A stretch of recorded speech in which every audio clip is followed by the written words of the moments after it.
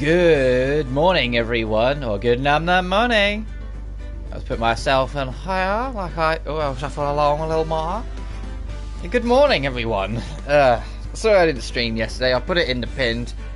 I had an awful night's sleep yesterday night, and so when I woke up yesterday, I was like, I am not in the mood to stream and have to focus and whatnot. I'm still waiting on my friend to get our schedules aligned to do some Black Ops 3. Like, we'll do a Black Ops 3 Zombies, because I don't like Black Ops 4 Zombies, and I don't own Cold War, and no real fucking interest either. But I do like some old Call of Duty Zombies. So, Callum, my friend, he was talking about doing something together for it, and I was like, yeah, sure, whatever, I'm just waiting on him. But, whilst we do that, we've got a Phoenix Wright game to finish. As I've said before, once we finish this, I won't be jumping into Trials and Tribulations straight away, because even though I gave it, and did a few other things before we came to this, I'm still feeling the burnout a little bit coming back into this game. Because of how long the cases are and how many, steps you have to follow to go through from A to B and yada yada. I am feeling it a little bit, but we are nearly there. We'll get this done, and this case is great for the record. I like it far more than Turnabout Big Top. It's one of the best cases of the original trilogy in a lot of people's eyes. And so, yeah, we'll be doing that. Then after that, we're going to finish up Anno, because that's been sitting around for a while. And it's I've kind of left that on a bit of a cliffhanger when we last streamed it, so I kind of want to get back to it. It's been a bit, so I'll have to kind of reconnect to the controls. But after that, I've got a couple other smaller games I'm interested in doing that I want to stream and, want to try and do something with. Sonic Origins got its official trailer yesterday, and I am super excited. I wish Sega better organized the whole itch version of the pre-order shit, because a lot of people got the wrong impression almost immediately looking at it, when it looks like an EA or Ubisoft fucking pre-order chart where it looks like there's 7 different versions and each one gives you different benefits. It's fucking come on. But no, they just were terrible at handling it, at organising it to make it look right. What they should have done, because the way it works is that it says the game's released, what comes with it. If you pre-order it, what's extra? If you get a digital deluxe, what's extra? If you pre-order a digital deluxe, what's extra? So it looks like it's all scrambled in different things. Then it's if you get the physical, I don't know if there's a physical actually, but if you get this specific version, you can get this stuff and yada yada. And it makes it look like it's 8 different versions, when in reality it's literally just if you pre-order it, you get a bonus. And there's a deluxe edition and a standard, and that's all you need to worry about. And all the things in the deluxe, from what I can tell, are unlockable in the game anyway. So it's just early access if you spend the extra 4 or 5 quid, which is reminiscent of one of the more modern Resident Evils, where you spend 4 or 5 quid and you get all the the bonuses right from the start. But they're doing it with Sonic Origins, and I have mixed feelings on that. I have mixed feelings on some things with Sonic Origins, but the actual game itself, I think, is going to be phenomenal. I am super excited for Origins, and we absolutely will be doing at least one stream on that when it comes out, which is on Sonic's 31st birthday, so we're doing that in June. But some of the things surrounding it that Sega have done again, it just feels a bit weird, because they did it with Sonic Colors Ultimate, and I felt that was unnecessary as well, where they had a few extras that you could just unlock for beating the game, and it was an extra 8 quid, and it's come on, it was extra so many dollars. It's come on, just don't. There's no point. There's nothing to gain from it. But they're doing it again with Origins. But thankfully, like I said, it's all stuff that from it looks like it's stuff you unlock in the game anyway. So it's just it literally is just early access. But anyway, enough about that. I'm super excited. I love the animations, and the fact there's going to have the animated cutscenes in these classic games, because the only ones that had it really was CD, which had an animated opening and ending.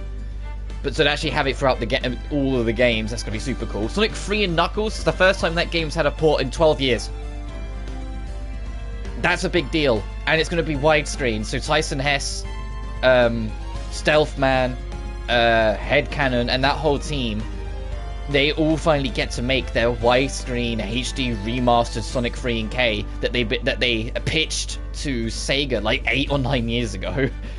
Which is so cool to actually see that finally come full circle, because it felt like it would never happen. Anyway, farewell my turnabout, the 4th and final case of Justice for All. And yes, it is super long, because they have 2 investigations per day. Now, the moment you've all been waiting for, who will be this year's Grand Prix champion? Who will be our hero of heroes?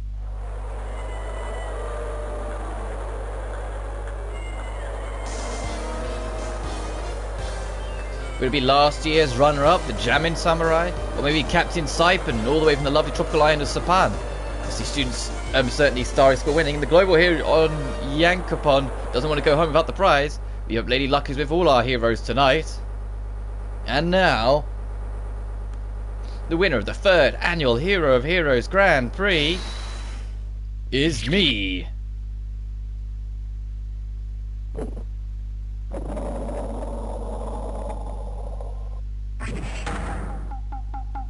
Whoa, the true hero of the night has appeared in our midst. It looks like this year's Grand Prix goes to this fantastic warrior, the Nickel Samurai. Too bad, Jamin Ninja. Looks like the title eluded you again this year.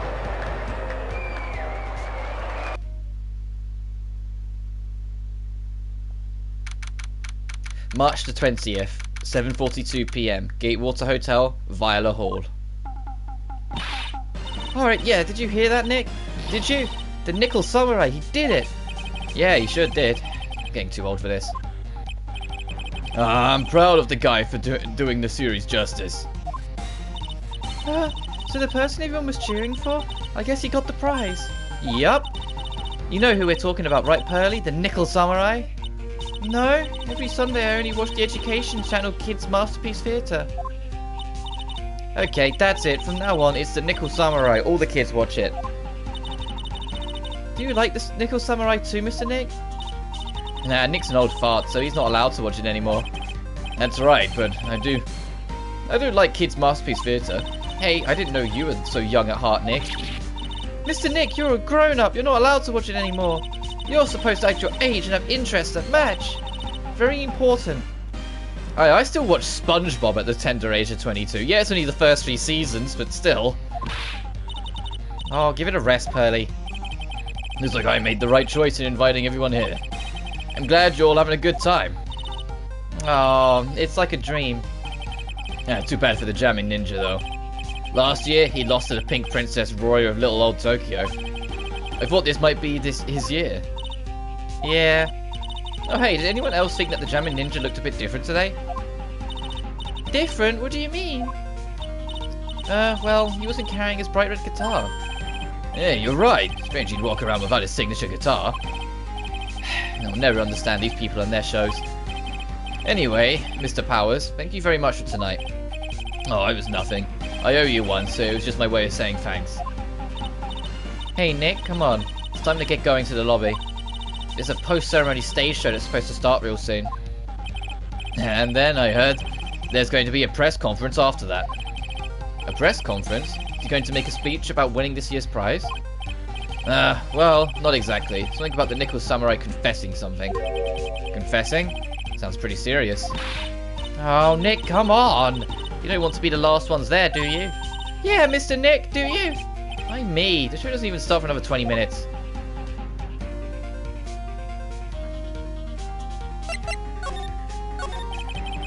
Thank you very much for inviting us today. Oh, it was nothing really. Guys like us don't get to come to a place like this often, so I thought I'd invite you all. Hey, Mr. Powers, what have you been up to lately?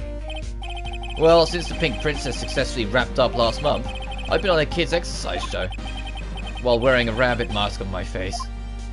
Oh, I see. Still really sorry about all the headache I caused you that time, Mr. Wright. Talking about case 1-3. Oh well, what's done is done. So let's forget about it. This is Will Powers, he's an action star. His popularity exploded when he was the Steel Samurai, and he was the first case Maya worked on with me. It's too bad you look scary on people you'd know. Let me say that again. It's too bad you look scary or people'd know you're a real softie with who's good with kids. Thanks. Can't believe they're going to make a movie based on the Nickel Samurai. I can't believe it either, but that's for a different reason. The Steel Samurai, an epic story of one hero in a desperate fight against his arch nemesis, the evil magistrate in the city of Neo Old Tokyo. And last year, they started a new series, the Nickel Samurai. The new series seemed to be a hit with the kids too. Really attached to that Steel Samurai as a show. So I was hoping that maybe I'd get the chance to do something in this new one. Yeah, it's too bad. It'd have been awesome to see you with that new actor, Matt Engard. He's super popular right now. Mr. Ungard? It's like Pearl doesn't know who he is. This year it's going to be the Nickel Samurai versus the Jammin' Ninja at the box office. Jammin' Ninja? Who's that again? So who is this Jamming Ninja again? He's a hero, duh. His symbol is a bright red guitar he's always carrying. A ninja who's always carrying around a bright red guitar? How does that even work? With a scarf around his neck and a guitar in hand, he rises to stardom in an ancient time. A ninja who becomes a star?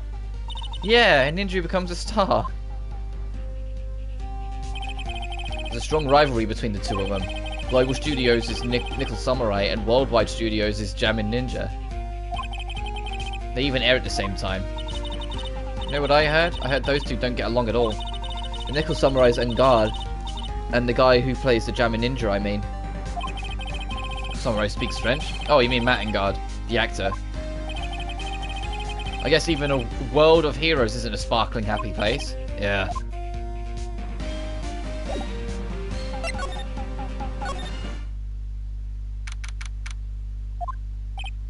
Wow, what is with this place? Feels like we've stumbled into Oz or something. In the back, there's a sign for the bathroom. Maybe I should visit it while I can before the show starts. Move to the hallway, move back to Viola Hall. Wait, can I actually interact with this?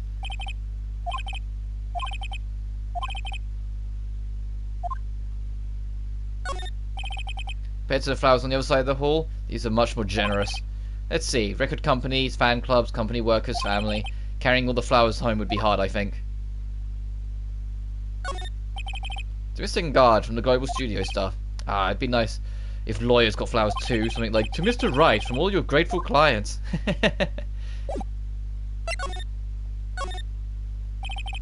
Sounds like the post-ceremony show's about to start. Oh, right! I'm so pumped. I wonder if he's going to show off his special move today, Nickel Samurai Smelting. Actually, that's what I'm interested in most. What I'm interested in most is the press conference. You mean the big confession the Nickel Samurai is going to make after the show? So what is it? Don't you know what it's about, Mr. Powers? Well, I'm not the Steel Samurai anymore, so I don't have any idea. Ah. Sorry. So I guess you are all going to the press conference then? Yeah, of course. If that's the case, then here, take these tickets so you can get in. Thank you very much. Well, let's get going to the lobby. Looks like it's over this way, Mr. Nick. Okay, for great justice! Move to the hotel lobby.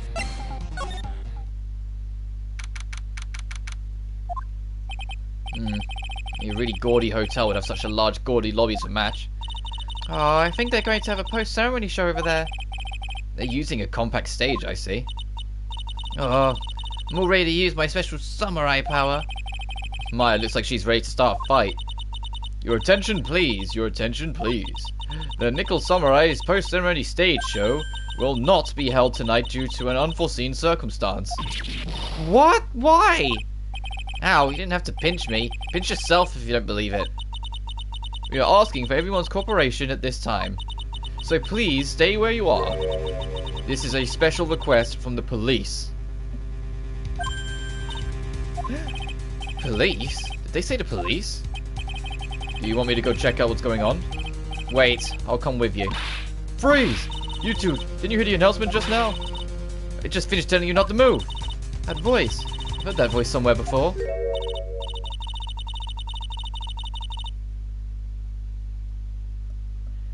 Honestly, youth these days can't be bothered to talk to other people when they... listen to other people when they talk. Just the other day, it was the same thing. The first one said, they said, beware, bridge out, because the snot looks punk the wrong way up to the bridge. I tried to tell the boy that it was bridge that was dangerous, but they said, no, of course he wouldn't. He said Kevin walked into the part of the bridge since our part was that dangerous, and I'm not kidding you. And the kid said that's not really meant it. Well, whatever, he let him have it then, and he knocked him clear off that bridge. Honestly, and these kids, they don't know what to right from wrong, I tell you. It's non-stop chatter. This can't be. Miss Oldbag? What is it, you young whippersnappers? Do I know you? Wait, you're Powers, aren't you?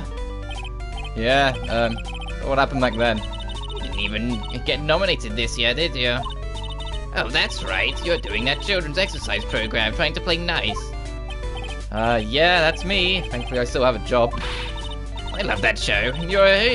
You're the Big Brother character, right? Yes, you come to the mask. I know you're a giant rabbit and work of art, but how is it, you know? I mean, if you didn't wear the mask, you know so many kid TVs you'd break. Really, it's a shame these kids are exercising around you. Oh, what are you going to deserve? That's what they should... What are you doing here? Look at my uniform and tell me you can't tell I'm a member of security. But that outfit...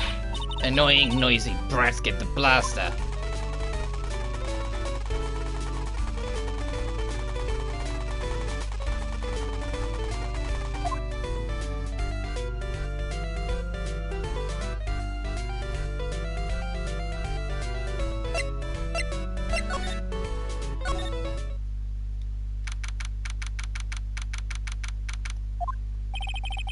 There's nothing really out of the ordinary here. Are you looking for the incident that the old lady was talking about?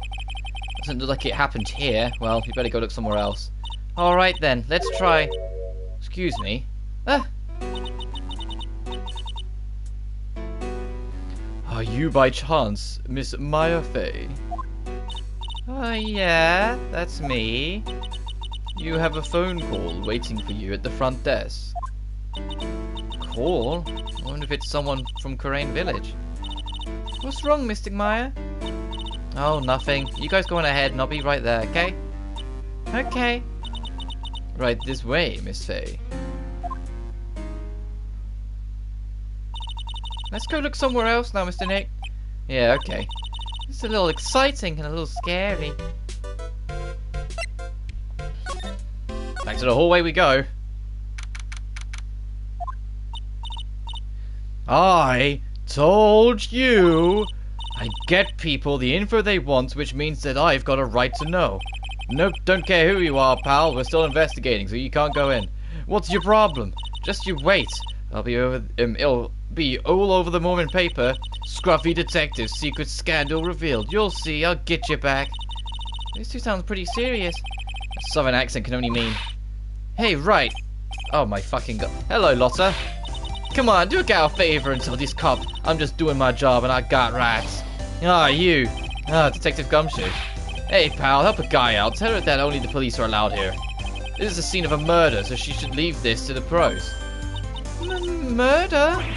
Ah, shoot, me and my big mouth. See, I knew it. My gut instinct told me so. I always trust my gut. A murder, it said. And that's what it is, a genuine murder. Lotta, you gotta stop fucking finding these. Hey, wait. Yeehaw! Murder of a big star, no less. Oh man, I'm in trouble now.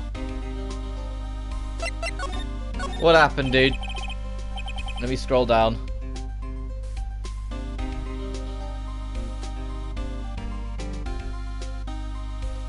So, Detective Gumshoe, murder? Ah, no, that's not it. I got my facts mixed up for a second there, pal. Mr. Nick? Is a dead person the Nickel Samurai? Huh? Why'd you ask? Well, Mr. Maya was rooting for him, so... It wasn't the Nickel Samurai that got bumped. Actually, the Nickel Samurai is the one under suspicion for doing the bumping off. What? The guy that died was the hero named the Jamming Ninja, pal. The Jamming Ninja? That woman with the big puffy hair that looks like cotton candy. You mean Lotta? That woman, she was there that time too, right? That time? When Mystic Maya did that channeling. Oh, that time. Well, Lotta's a journalist, so that's why she was there. Journalist? It looks like she was hanging around here before the murder happened. Hanging around? Yeah, hiding in wait in front of the Jamming Ninja's door, pal. But why would she... She wouldn't tell me, pal. She just said something about getting my big scoop. Scoop? What sort of news could she be after? So the victim was the Jamming Ninja. Mr. Jamming Ninja? He was on a really popular rival TV show called To the Nickel Samurai. Oh! The victim was the action star Juan Corrida. Juan Corrida. Juan Corrida. Is it because it's supposed to be a pun for wrong corridor? Is that the pun? Got a huge push and rode the express train to star them. I mean, even I know who he is. Yeah, even I recognize his face. I heard lately that Matt and Guard, been taking the wind out of his sail. I'm telling you, pal, as far as who's popular, those two are hogging all the limelight. I guess there's no space for Mr. Powers at all, huh? Poor guy. Mr. Ungard, that's the Nickel Samurai, right? Yep. I mean, no, you've got to say it with more oomph. The Nickel Samurai! Anyway, so now that Juan Corridor's gone, that means Mr. Engard has the whole stage to himself, wouldn't you say? I wouldn't bet on it, pal. We can't have that happen, you know. Can't have that happen? What's that supposed to mean? I wonder. Present Ungard to him.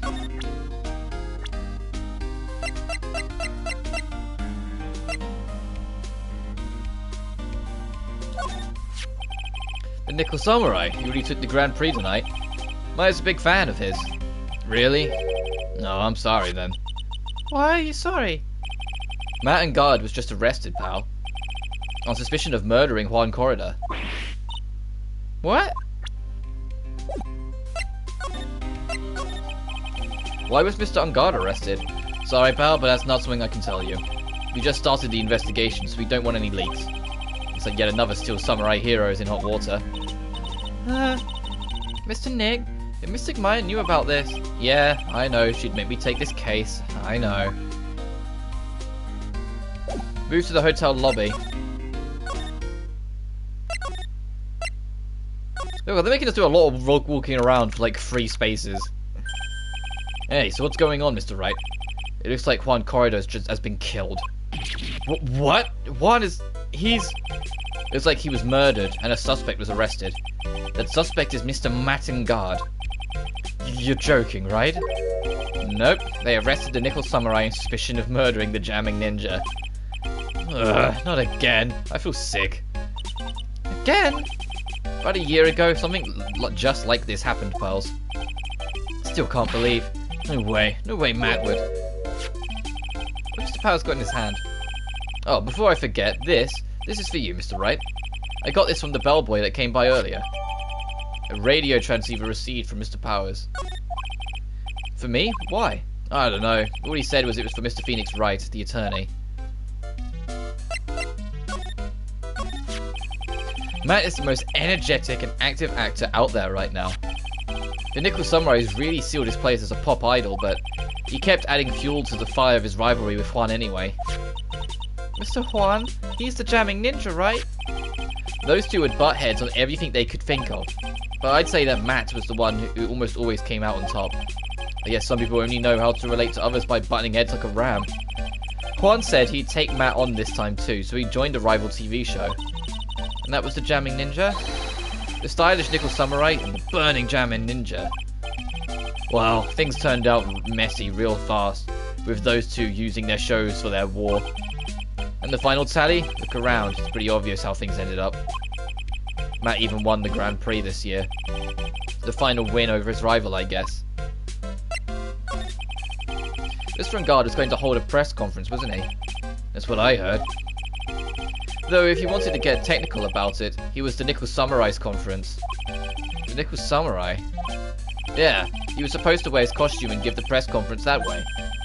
He was going to be in costume? But why? I'm not sure. They don't keep me in the loop anymore. I was just wondering, where's Mystic Maya? She's been gone a long time. Well, she mentions it. Maya was only going to answer a phone call. Maybe she got lost. I'll take a quick look around for her.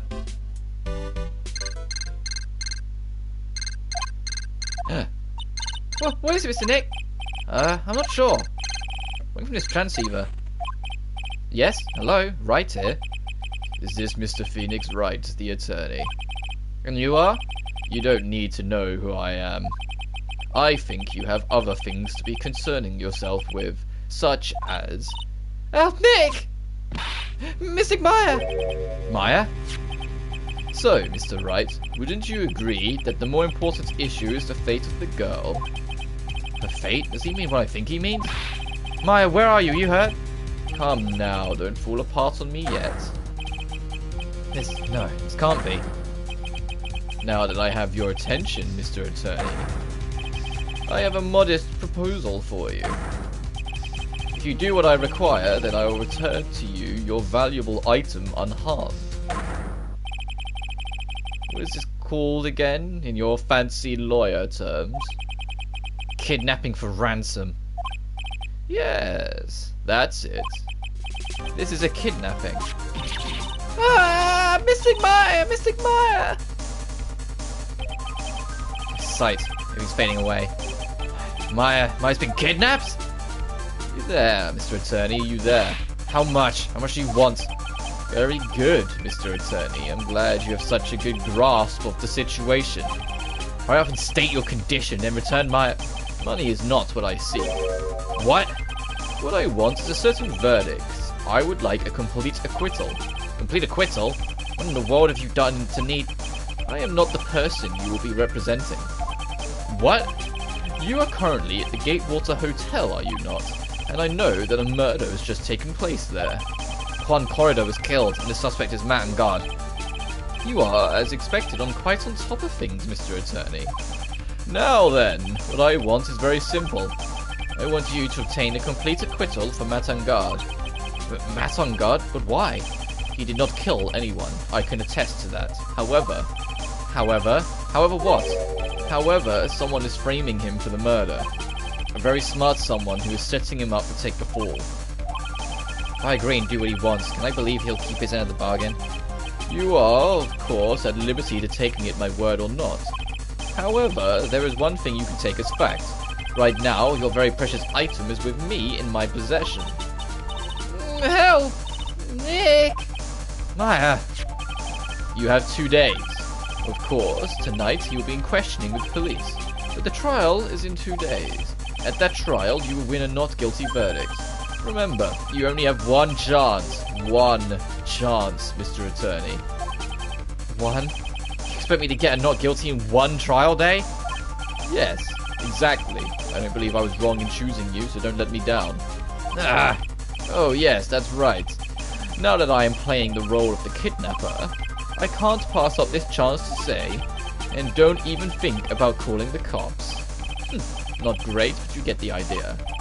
Damn it! Who the hell are you? Very well, I'll tell you that much. My name is... The Killer.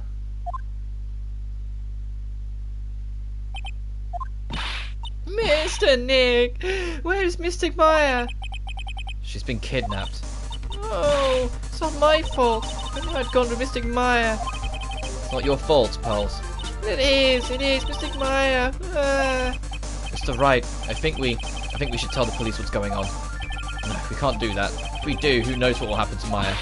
Mr. Nick, what about the detective we saw earlier? Detective Gumshoe? Yeah, that's it. Wait here, and I'll be right back. Alright, I'll take care of Pearl while you're away. What? Ransom? Shh, not so loud. The ransom is complete acquittal of Matt and Guard. Wait, the deal is complete acquittal in exchange for Maya? You mean... Then that means Matt and Guard is obviously the killer, pal, no doubt about it. But the guy said Mr. Ungard is innocent. You really believe what a kidnapper tells you, pal? I guess he has a point. Ungard really is innocent, then why the kidnapping? On top of everything else, there's all this evidence we keep finding. Huh? The forensics teams are having a field day back there. But it's strange. There's so much evidence that it feels like something's wrong. There's too much evidence? Is that possible? Actually, didn't the kidnapper say something about Ungard being set up? Anyway, looks like you won't be leaving here tonight, pal. Just sit tight and cooperate with the investigation. Tomorrow you can start yours. Alright. Is there another way? You've also got to be careful about pushing the kidnapper the wrong way. Yeah, you're right.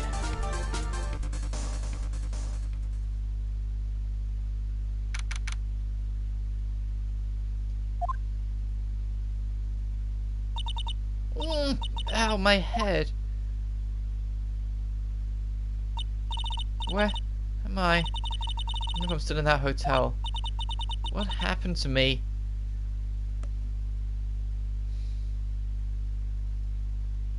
Scrolling down. Nick. Pearly. Come on, you guys. This isn't fun anymore. I see you have awoken. Ah! Who are you? Me? I am known as the Killer. The killer? You mean like an assassin? I'm too young to die. Don't worry. You are not my target. For now, anyway. Nick, where are you? Help me. Yes, that's right. Only one person can save you now. That is Mr. Phoenix Wright. Huh? What? Nick's going to save me? Calm down. Be a good girl. Think of this as a business transaction. A business transaction? I'm going to contact him now. I hope you'll cooperate and play your assigned role well. Nick? What's going to happen to me? Nick, Pearly, Sis.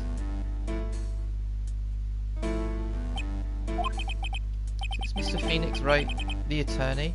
Oh, this is him talking. Is this Mr. Phoenix Wright, the attorney? You don't need to know who I am. I think you have other things to be concerned, such as...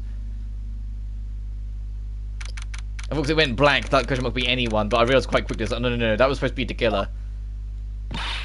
Good morning! Morning, Pearls. Mr. Nick, come on. Let's hurry and go see Mr. Engard. We have to wait a bit, Pearls. Visiting hours don't start until 9 AM, so... Oh, I see. Oh, Mystic Maya, if only I'd gone with you. Poor Pearls. She's been like this since last night. Managed to get home somehow yesterday evening. Thanks to Detective Gumshoe gently holding her by the hand and leading her here. By the looks of it, I don't think Pearls got any sleep at all last night. Mr. Nick, Mystic Maya, she's alright, right? Yeah, she's alright. Either way, I'm going to save her. You can trust me on that. Please help her. I'm unable to stay this calm and collected because Pearls is doing the crying for both of us. Aww. I feel that's nice. Like how much like Maya means to Phoenix like that.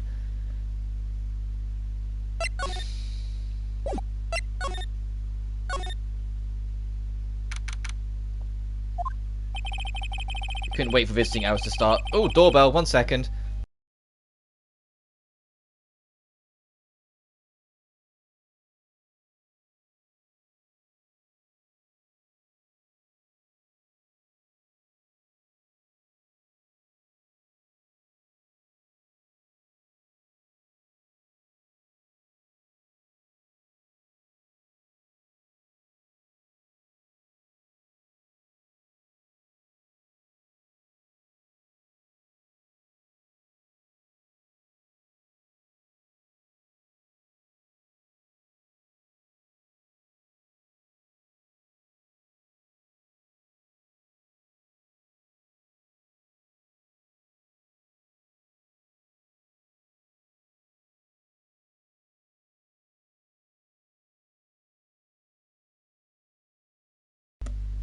And that's why, when I play with headphones on, I try and leave one ear free. I usually try and leave this ear free from the headphone, just so I can hear the outside world a little easier. It was just Posty, delivering some parcels, but still. Anyway, we couldn't wait for visiting hours to start, so Pearls and I came here early. To visit one nickel samurai, charged with the murder of the jamming ninja.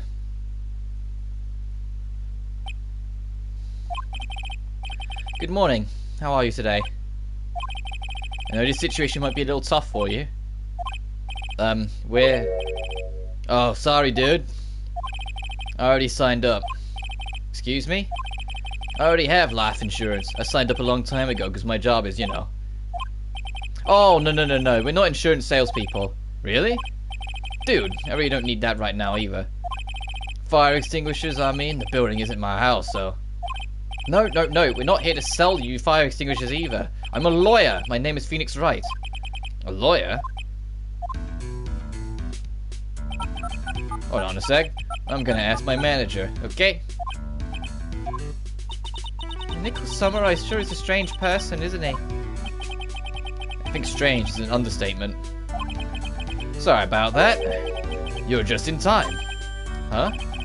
You're a lawyer, dude, right? My manager's looking for a good one right now, so how about it? Mr. Nick, this is our chance. I have to make him let me take his case. I have to.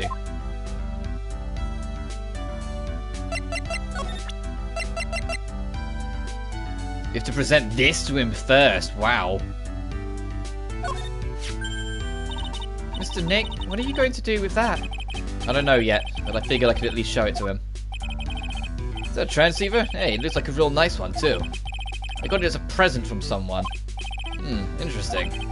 I've also been instructed to take your case. Is that what you heard from the transceiver? Yes.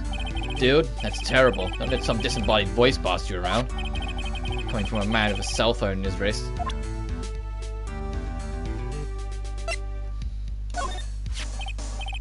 What's that? It's a ticket for the press conference. You were going to give one after winning the Grand Prix, right? Huh? Me? Yes, while you were in costume, no less. I never heard anything like that, dude. I only heard about the stage show. I always leave that kind of stuff to my manager. You didn't know? That's odd. Alright, we can talk to him about everything. Sorry to intrude, but I'd like to ask you a few personal questions. That's okay, but dude, my autobiography's coming out soon, so if I say stuff about the publisher's approval, then I'm gonna be in real hot water. Hold on a sec. I'm gonna ask the publisher, okay? Mr. God is so lucky, there's so many people you can talk to. Don't know if he actually has anyone he can really talk to. Sorry about that. Like I thought, the publisher said it'd be real bad if I said anything, dude. Does he have a mind of his own? Mr. Ungard, I'd like to ask you about the murder. Oh, are you covering this for a tabloid as a side job, dude? Well, if you want my statement on this, you should ask through my staff. No, I'm not asking on behalf of a tabloid. Hold on a sec, I'm gonna ask the president of the studio, okay? Is he alright, Mr. Nick? Talking about Mr. Ungard's brain here? I wouldn't put my money on it. Sorry about that, the studio president said. Even Neo Mount Fuji itself knows I'm not the murderer. Mr. Nick, what's Neo Mount Fuji? It's a mountain in the city of Neo Tokyo, the city Nickel Samurai protects. Well, dude, I think it's about time for me to get going. Please wait. I really need to take your case. There's always other people in need of a lawyer, right? Want me to introduce you to a few? Please let Mr. Nick represent you. Man, oh man, lawyers these days. Now you do is use kids to pull in clients too. If you don't take me as your lawyer, then the killer is going to... Wait, what did you just say? The killer? The killer? What's he doing? He looks like he's mulling something over. Alright, dude. I accept your terms. Huh? I'll let you represent me in court. We did it, Mr. Nick. Yeah. I don't feel any better for it. And he doesn't look too happy either. Go ahead, ask me anything. I'll help out as much as I can. I think my lucky star is that people know my name. Well, you're quite the hero, and you're in the national spotlight. I didn't know who he is. Does that mean I'm not a good citizen? Ah, it's really great to be the Nickel Samurai. Dude, lately I just keep getting more and more popular. True enough. The Nickel Samurai is very popular among high schoolers and secretaries right now. I guess Mr. Ungard has a way of catching the eyes of women. Do you know my motto? Refreshing like a spring breeze. That's what I am. Spring breeze? That's what and why this kind of scandal is disastrous, dude. I mean, even if I get out of here tomorrow, it's still gonna look bad. But everyone loves a good scandal. What can you tell me about your activities last night? After I got the award, I took a break and went back to my room. I had that post-ceremony stage show to do, so I was in my Nickel Samurai costume. And you were alone the entire time. My manager was running around being busy, so yeah. Because of that press conference you were supposed to hold after that show. I told you, dude, I have no idea about any press conference, alright? That's strange. I thought the Nickel Samurai was going to confess something. Anyway, when I was leaving my room, that's when I noticed it was kind of noisy. Mr. Corridor was already dead at the time. Yeah, that's what I gathered anyway from my manager. I'm beginning to gather that this guy can't do a thing on his own. And that's when the detective in the green coat showed up. He searched me, and then, out of the blue, the dude arrested me. Are you in the victim, Mr. Juan Corridor? What sort of... That's got nothing to do with anything, dude. Man, with that face of his, you can't even tell he's the same age as me. And he wanted to try and make a jamming ninja movie, even though we all know it failed. The Nickel Samurai still won in the end, right? Yeah, I took the Grand Prix by a storm. So why would I, the winner, have any reason to kill the guy anyway? Dude, you'd think it'd be the other way around, you know? Do you know why you were arrested? I guess maybe my full body search went badly. Did they find something on you? They found a button from the Gemming Ninja's costume. A button? I don't get it either. It was caught in the pleats of my samurai pants, or hakama.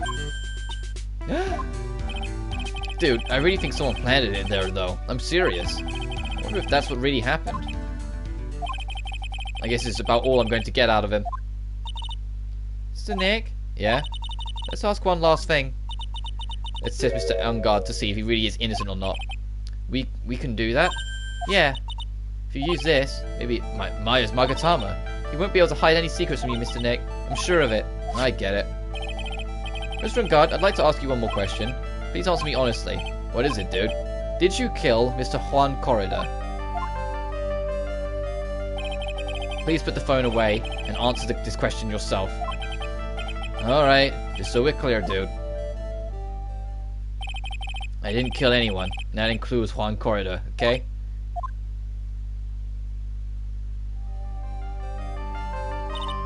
Well, Mr. Nick? Nothing. Not a chain or lock in sight. Which means it's alright to trust him. Yeah, it does appear that way. Well, at least I can breathe a sigh of relief knowing my client is innocent. The trial's tomorrow, right? I'm counting on you, dude. To be continued. Yep, we're still in the investigation. They just do mid-investigation splits in this case, because, you know, they aren't long enough.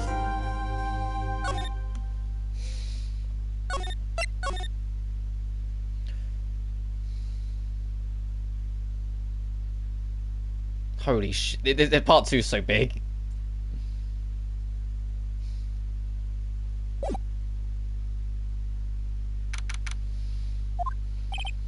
Well, at least we were able to get Mr. Matt and Guard as our client, and we know that he didn't do it, which is very important. So now what should we do? Well, the trial's tomorrow, and we only get this one chance. There's only one way to prove Mr. Unguard's innocence. We have to find the real killer. Okay, then let's start looking. Go to the hotel room. So let's go to the hotel. Hey, what do you think you're doing? You can't come in without... Good morning. Hold on, it's you. What are you doing around here? I heard poor Han was killed. Is that true? It's a bad rerun is what this is. Another still samurai doing the most evil of deeds. You know, that's not entirely... Well, have you known that I was a huge fan of Juan's? Why, oh why? Do all the stars I'm interested in drop like drop one by one like flies? It's always been that way since I was a little girl in elementary school. Hamster died. The other kid's gonna be Queen Reaper. Well, their name you spells died within 3 minutes. They were taunt. Actually, I wanted to ask you about the murder and what happened. Don't push me, boy. Mr. Nick, I couldn't hear everything she said. She was talking too fast. This old bag. Could you please speak a little slower? Don't boss me around, you spiky-haired smarty pads.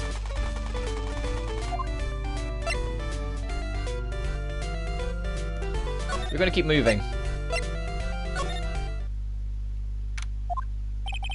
Looks like the investigation is still in full swing. Hotel staff and the police are running around like a bunch of headless chickens. I wonder if we can do investigating on our own in this kind of atmosphere. Well, got to roll up the sleeves and try, I guess.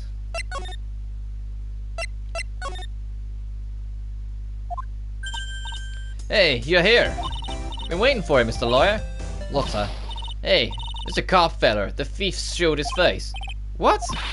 Arrest him, put him on trial, find him guilty, give him the death penalty. What's wrong, Lotta? Are you feeling alright? Look here and there and up and down the mountain, but it ain't here. So why don't you just hurry and give it back to me, you creep? What are you looking for?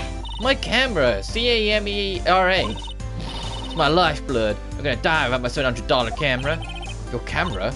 Look, don't lots of people say the criminal always goes back to the scene of the crime? And looky, here you are. Yep, here I am, faced with a lot of trouble. Huh? Yeah, we'll get to you. We've got to go into... Oh, we got... look at all the different unguard and corridor. It's like, okay, all professionally good to go. Like you just had food. We're going into the corridors room. Mr. Nick, where are we? We're in Mr. Juan Corridor's room, pals. Mr. Corridor? The victim. Which makes this the crime scene too. Oh, it's you. So what happened? The kidnapper, has he contacted you again? Not yet. You probably won't until we win Ungar's acquittal. Oh, you doing okay, pal? Hanging in there? That's what might be alright. You don't have a lot of time left, but I'm going to help you as much as I can, pal. Can you do that, even if you want to look around the crime scene? Just this once. Special circumstances, right, pal? I'll even tell you everything I know, but you've gotta keep it quiet. It's my neck on the line here. Thank you. Oh, that's right. I got you guys a map of the hotel, pal. Here you go, little missy. Oh, here you go, little missy. Oh, you're giving it to me? Thank you. Ah, wouldn't want you to get lost in a hotel too big for its own good. Mr. Nick, I got a map! That's great, Pearls. Mr. Nick, I can't read what it says. Why can't you? Let's have a look. Oh, it's pretty straightforward. Okay.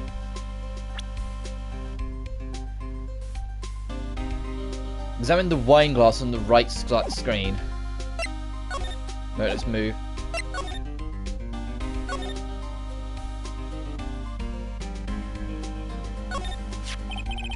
Beautiful wine glass, and there's tomato juice in it. Ew, tomato juice. You like it that much? Also, of it on the table over there. It's probably where it came from. Doesn't it seem weird? What seems weird? I mean, everything else is scattered all over the floor. She's right. The flower vase is broken, the makeup is strewn everywhere. Why is this glass the only thing that's still alright?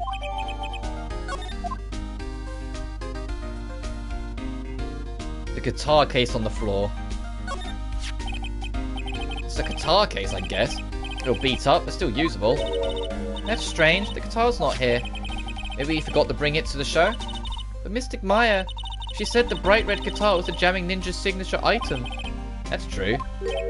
Huh. The guitar case is wet. It's only wet on the top of the lid. Yeah, there's no water inside the case. This is water, isn't it?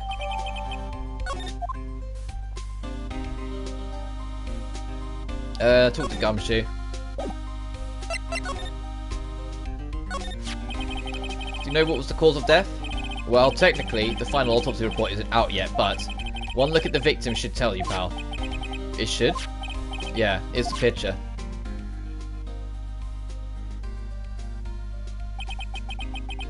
There's a knife in his chest. Yeah, pal, that's the murder weapon. So he was stabbed to death. They're looking at the fingerprints down at the lab right now. There were fingerprints on the knife? Yep. And it looks like they're pretty sure that Mr. Ungard, they're in Ungard's prints, pal. That's bad, real bad. Crime photo added to the record. Why was Mr. Ungard arrested? Because we had evidence on him. Evidence? Looks like the victim, Juan Corridor, really put up a big fight. Yeah, one look at the crime scene, you can tell. There's signs of a struggle everywhere. Well, yeah, during the fight, his button came off. Mr. Ungard said something about a button. Something like one of the Jamming Ninja's buttons got caught in the Hakama. But that's not all. What? There was a witness, pal. A witness? Who is it? That lady, Miss Oldbag. Please, anyone but her. The prosecution has plenty of evidence to make a side case. Not to mention, there's something around where the Vic was a little off. Something that's a little off? As in, that's for you to figure out, pal. Alright, let's try and figure it out, Mr. Nick.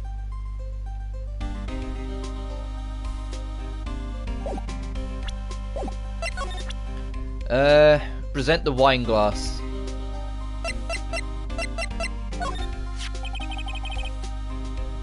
Oh, sorry, excuse me. So about this wine glass. So you noticed it, pal. The whole crime scene was a mess, but this glass was the only thing that was untouched. You noticed that too, Detective Gumshoe? No, actually Miss Von Karma noticed it first. Yeah, Pearl's noticed it before me too. Hey, wait a minute. So does that mean Von Karma's here at the hotel? Yep, she's around. Man, you're going to be in so much trouble, pal. Especially if she catches you in here.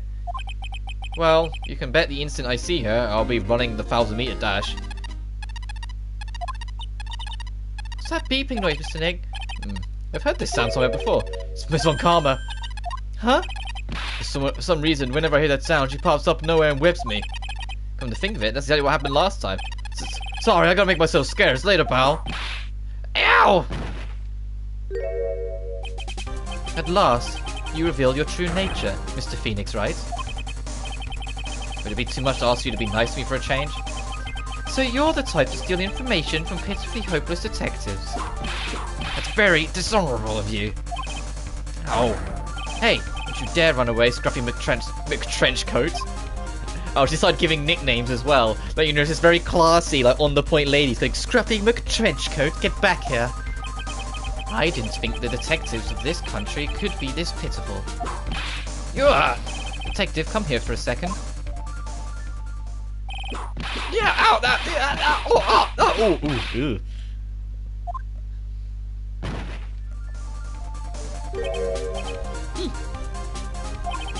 I feel better knowing at least you were man enough to face your punishment. He was so scared, he just froze up on the spot. Mr. Phoenix Wright, you've soiled my perfect prosecution record. I'll never forget that. This time, victory is mine. Victory is yours? Is that all this means to you? What? Come, Scruffy, the investigation briefing is about to begin. Yes, sir. This isn't over yet. I swear on my family's honor. Ow. Why did she throw at me now? What is this? Well, I guess that means I've got to get back to the precinct now, pal. If you ever need me, come down to the Criminal Affairs Department, alright? And if you can, I'll let Miss Von Karma see you.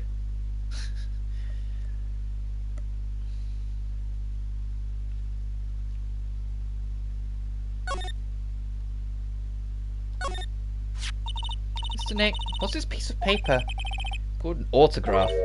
Autograph? The paper's got Mr. Corridor's name written on it, so it's his autograph. I can't read it all. To be honest, I've never seen writing that looks like this. Oh, it's a special way of writing called cursive. Look here, see how it says to my dearest Wendy in more normal letters here?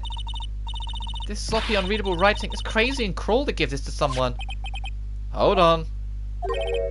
Wendy. I've heard that name somewhere before. It's Old Bag's first name. But we'll get to that later. Because now we need to go to the opposite room. We need to go to Ungard's hotel room.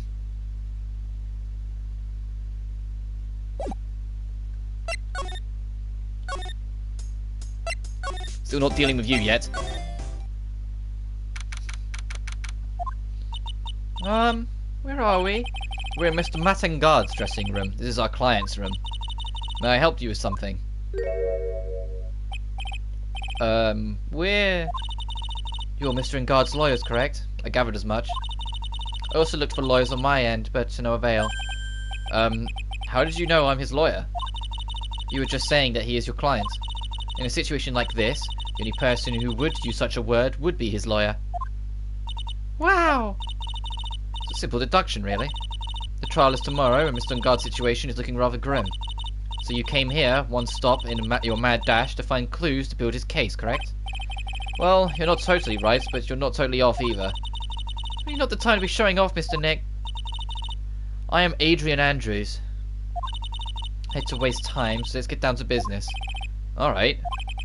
She may be a small stature, but appearances can be deceiving.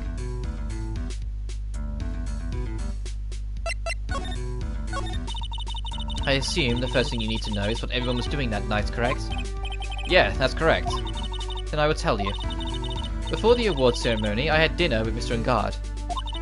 In this very room, I might add. Dinner? What did you eat? I told you I hate to waste time with trifling details. If you take a look at the table yourself, you would need to ask me. I bet she's a lot of fun at parties. When the award show was starting, I headed to Viola Hall. And after the show ended, you came back to this room? No, I had some small errands to run. I helped with the preparations in the lobby. Oh. Preparations for the post-ceremony show, I guess. When it was time for the post-ceremony show, I came back to call for Mr. Ngard. After that, I went to visit Mr. Corridor. And that's when you found his body, isn't it? You really held strong through everything. Yeah, she does seem to be immensely tough as nails. So, about you and... Stop right there. You aren't seriously about to ask how Mr. Ngard and I are related, are you? Sorry. I have no idea how he could choose you for his lawyer. Why'd you have to go and say something like that? Mr. Nick, calm down and hang in there. I'll give you a shoulder rub to relieve your stress later, alright? I already gave you my name earlier, but I'll add that I'm Mr. Ungard's manager. His manager? Speaking of managers, did the victim, Mr. Corridor, have one? No, he did not. He didn't? Global Studios has a very different policy from Worldwide Studios, in that Worldwide Studios does not assign individual managers to their stars. I see. This industry is very ruthless and unforgiving. Actually, you look quite ruthless and unforgiving yourself to your poor partner. Dragging a little girl like her to places like this, honestly. You're wrong, I'm doing this to help Mystic Maya. Pearls, calm down and hang in there. I'll buy you juice later, alright?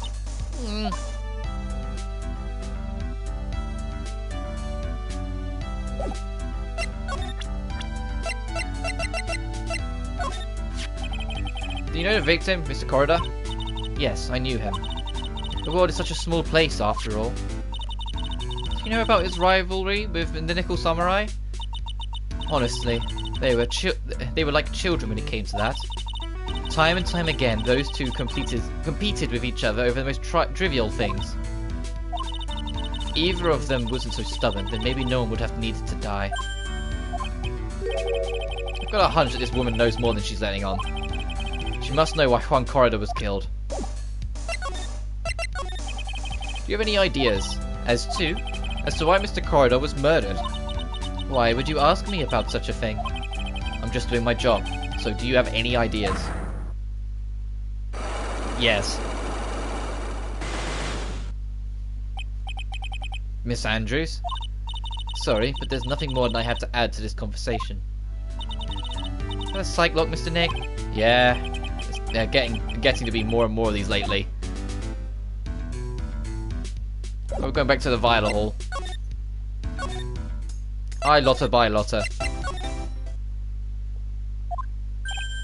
Oh, Mr. Wright, how are you? Ah, Mr. Powers. Have you been here the entire time? Yeah, people connected to the murder aren't allowed to go home, let alone leave. Present Adrian Andrews to Powers. Hey, that's Miss Andrews. She's Matt's manager. Actually, I was interested in her for a little bit. Just a little. So Mr. Powers likes this type of woman. A woman who's got her shit together. Yeah, attaboy.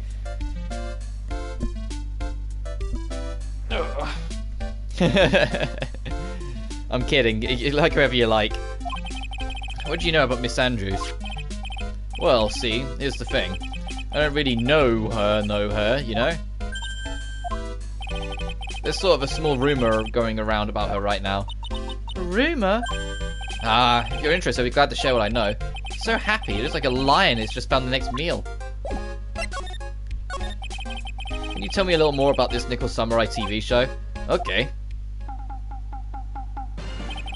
The Nickel Samurai is an action hero program aimed towards kids. It's a sequel to the Steel Samurai.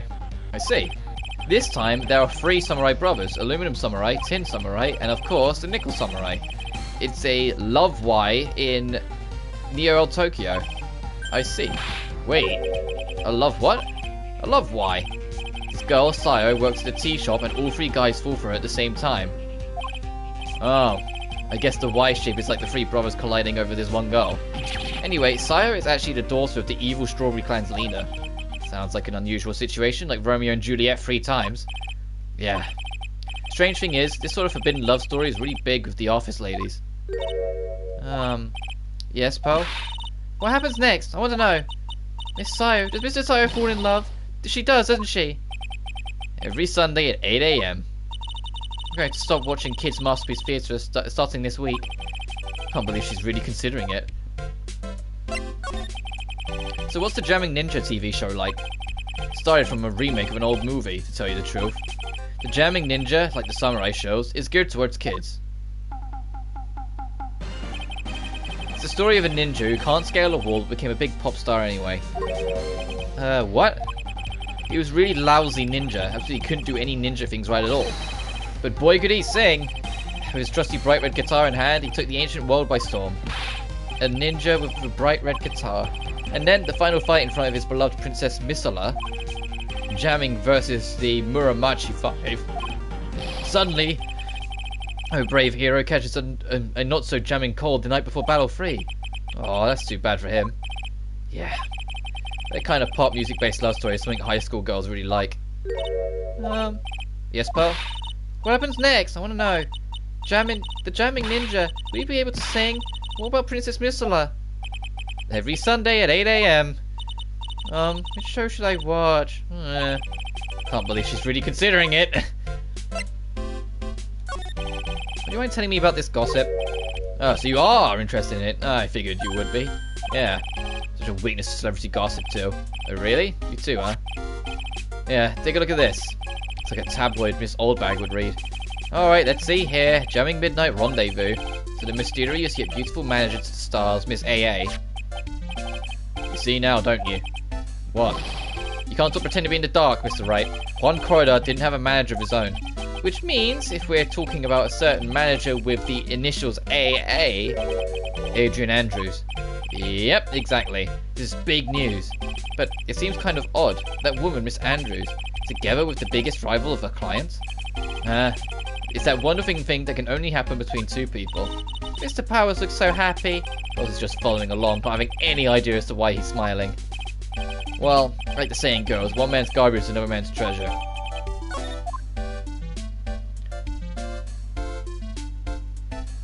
That's everything, so we need to move to the hallway. Now we'll finally spend some time talking to Lotta.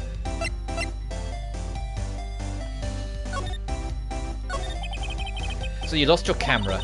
Ain't no ordinary camera. You buy it in the store and it's 1600, not brand new. Huh? But didn't you just say you bought it for 700? I had a nice long talk with the guy at the store. About 5 hours, I reckon. I made this itty bitty scratch on it and the manager got all hoofed up in the face. He gave me his talking to and was real mean about it too. You don't made me cry, that. Did you lose your camera? Last night, after the murder happened. It must have been when I was busy running around looking into things. Just when I lost sight of my dear darling expensive sweetie. Lotta, what did you capture with that expensive camera of yours? I don't rightly know. I snapped a shot at anything that caught my eye. So I don't remember. And besides, I couldn't get anything from my big scoop. I wonder if Lotta's missing camera is even connected to the murder. Lotta, please tell me what you know about what happened at the time of the murder. Well, from before the ceremony last night, I was hanging around here in this area. Yeah, actually, I was here around until the time Mr. Ungard was arrested. What were you doing here? Sure you went to school, city boy. Wherever Lotta Hart goes, there's a story to be found. A big scoop to be had. A big scoop. Told you before, I'm gonna be the best tabloid photographer the world's ever seen. Reckon, course, that means I'm always looking for the perfect shot. Wonder what scoop she was after this time. Although, I was also on the lookout for the other stars that were here. So, maybe I wasn't here the entire time. Lotta, are you sure you weren't here the entire time? So you could take a picture of your big scoop? Well, maybe I was, but that's what real journalists do. I got some juicy info, so I thought to myself, why not get a picture of proof? What kind of story was it that you... Let me say that again. I mentioned it at the start of this stream, and it's in the pin, but I've been having a real rough run with insomnia recently. So, like, my focus has not been there. I slept better last night. I managed to get, like, 5 or 6 hours. And compared to the night before it, where I got, like, fucking 3, I'll take it. But it's like, I'm still, like, my focus isn't all 100% there. I'm more awakened with it today as a whole, but I'm still tired. It's why I've been yawning a bunch like the past few streams. It's not because I'm bored or anything like that. I am really enjoying it. I just have not been sleeping well. It happens. It's just a thing. A lot of people with insomnia will tell you the same thing. It comes and goes. Sometimes you get like a week or two and it's real fucking bad, and then you're fine for like the next few months. And other times it's like you just get one bad night and then you manage to swerve it like luck. And this one's just been kind of rough with me. So if I'm reading sentences like slightly off more often than usual, that's why. It's because you know I've mentioned it before, but I'm dyslexic to a really awkward extent. Anyway, like if I'm reading in my head, it's fine. If I'm writing, I'm fine. If I'm reading what is on a screen out loud, my brain starts to confuddle things. So it's like with this, the amount of times I've gone to say a sentence and I've had to go, Or slightly altered the order of words without meaning to. That one's what happens the most. What kind of story was it that you... That was Scenic saying that. What kind of story was it that you would hang around here? Oh, god damn it. Oops, sorry, Mr. Lawyer. Can't be telling you that. Trade secret, you know. Not again. Why does everyone have something to hide? Been stopped, haven't we? Yeah, take that, Mr. Lawyer. Glad someone around here is happy, Miss Losser, and your eye-roll smile. But it's alright, because we already have the shit to stop this.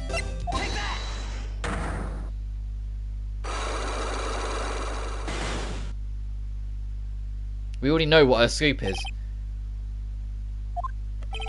Lotta, will you please answer my questions? On the night of the murder, why were you loitering around the victim's room? I told you, didn't I? For my scoop. What I want to know about are the details of this scoop. That's not something I can tell you. I mean, that there is my bread and butter. Alright then, an unpleasant tabloid photographer looking for a scoop. I'm going to say that you were looking into a scandal. Could it be that you, Lotta Hart, were looking for a break with a huge story? Perhaps an unfolding scandal between Juan Corridor and this person?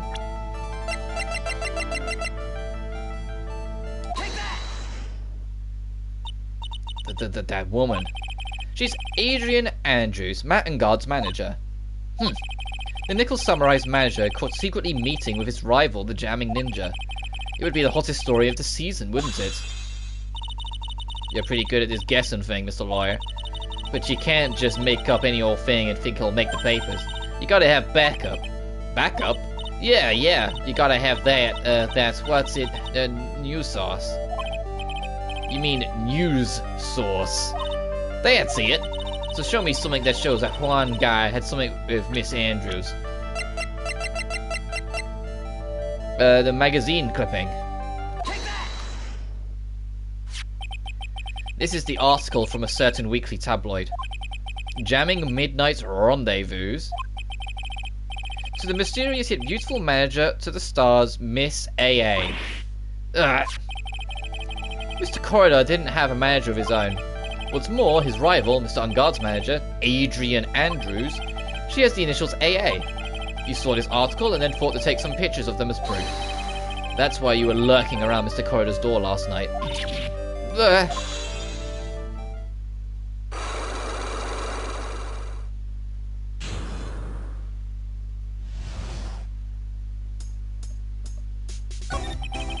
You were looking into Mr. Corridor and Miss Andrews' affair, weren't you? You got it. I was going to get myself a scoop by catching him in a secret meeting. But there's already an article about it in one of the weekly tabloid magazines. It's no longer breaking news. What'd you just say? Her initials are AA is kind of a vague thing as that. We ain't no proof of nothing. People are gonna want to see real proof. Well, at least I do. That's what I was doing. Getting photos. Oh! I'm gonna whip up the reader's interest on gossip and a little misleading.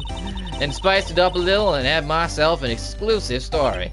Wow, Lotta, nice journalistic integrity you got there. I already finished writing up my spicy article, you know. But the paper I wrote it on, my note to myself, it's gone. Your note to yourself? It was inside the case of my $1,600 camera. They done run off together. I came here for my big story, didn't come here to have my treasures disappear on me. Yeah, I understand. It's enough to make a gal go bonkers, I tell you. What's with people now, anyway? I never thought I'd see the day when someone done steals something from me. You really want that note back, huh? Got no idea why, though. The story on that note is probably a bold-faced lie. We need to go to the lobby.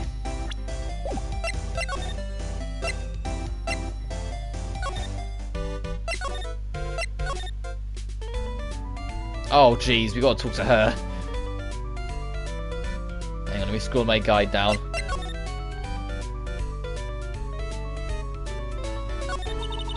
My dear Hammer died a year ago in that dreadful murder. And only recently did I finally find a star that makes my heart go ba-dump again. I don't know what to say. I ask you, why does every star I cheer for always end up kicking the bucket? I'd watch your words, no one's going to get away with saying anything bad about my Juan.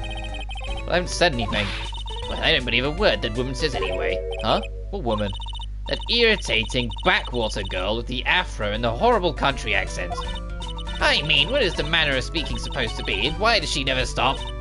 Honestly, women these days, they don't know the meaning of the word modesty, and when I was a young maiden, I was so beautiful even the flowers in the fields blushed, but despite that, I pressed flowers and read the stars and wrote a beautiful love story, and... Pearls, are you thirsty? A little. Okay, I could get you some juice or something. Thank you very much. Hey! Are you paying attention, youngins, today? So I'm guessing Miss Oldbag heard everything from Lotta. I want to ask you about what happened around the time of the murder. Oh, I don't know anything about that. I was here getting ready. Getting ready? For what? The show, of course. Well, and the press conference afterwards. Cue mysterious music for the magical press conference. Anyway, I don't know anything about the murder. Ah, I see. But if you're talking about what I saw, that's different. I saw it very clearly. What? I saw the most important moments of the night. The most important moments? You don't mean... Oh, so now you treat me with respect, you disrespectful child. When you speak to your elders, you should always be polite. Really, kids today. Please tell me, what did you see? Ah, god damn it!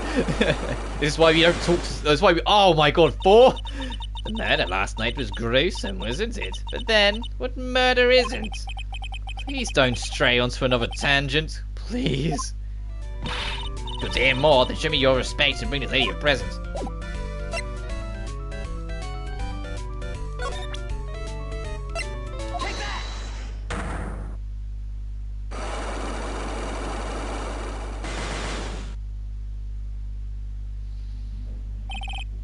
What you witnessed. Alright, I'll be honest with you for now. And please, tell us what you saw. But, oh, what a waste. And here I have a perfectly good chance to have a little fun with you young'uns' expense. I'm a little devil after all.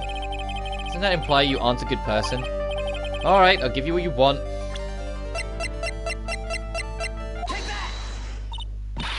That's Juan's autograph.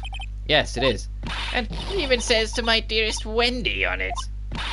That's me, right? Right? My name is Wendy Oldbag, so Wendy has to be me, right? Well, it may say Wendy, but somehow I don't think Juan has this Wendy in mind when he signed it. Oh, please, give it to me. Please let me have it, please. I can let you have it, just like that. I can't let you have it. Yes, I know about how to exchange. Wow, she must really want this autograph. Well, if it's good enough for you, fine, Mr. Wright, you win. Wendy Oldbag, ready to open up her heart for her dearest Juan.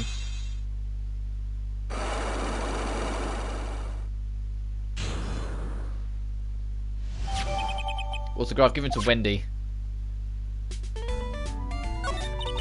I feel bad for you now, huh? I tell you, I saw him that night. I saw him coming out of Juan's room. You're kidding. Oh no. It was about 10 minutes before Juan's body was discovered. It was just a coincidence. I was on my way to the toilet minding my own business. And? Did you tell that to the police? Well, of course. I thought I could get a gift certificate or two out of it, maybe more. Gift certificate? I've been recruited again for that part of the trial. You know, the trial tomorrow. This time, you're going to get it. I've worked hard to get your clients pronounced guilty. Mr. Ingard hasn't done anything bad. I don't care about details like that. I know he did my dear poor Juan in. I just do. That yellow-belled chicken. A yellow-bellied chicken? I wonder what that would look like. I trust my senses. I know when someone did something bad, and I say he did it. Did Mr. Ingard ever do that to deserve this? What did Mr. Ingard do to you to make you so... You don't know. That guy, he framed my Juan. He created that scandal that plagued poor Juan. Mr. Nick! What is it? What's a scandal? Oh, I'll tell you about it after we get home, okay? Poor Juan led astray by the willies of that vile temptress. Mr. Nick, what do vials and wild temptress mean?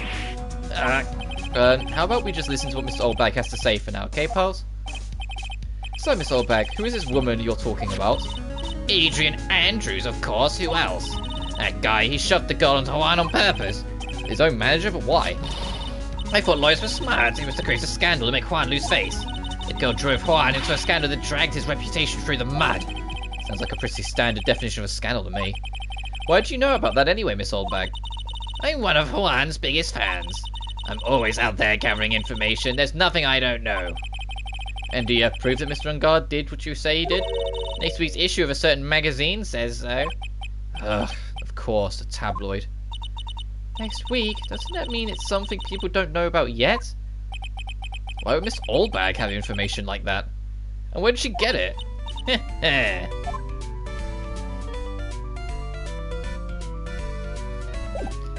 Okay, we are off to the Criminal Affairs Department.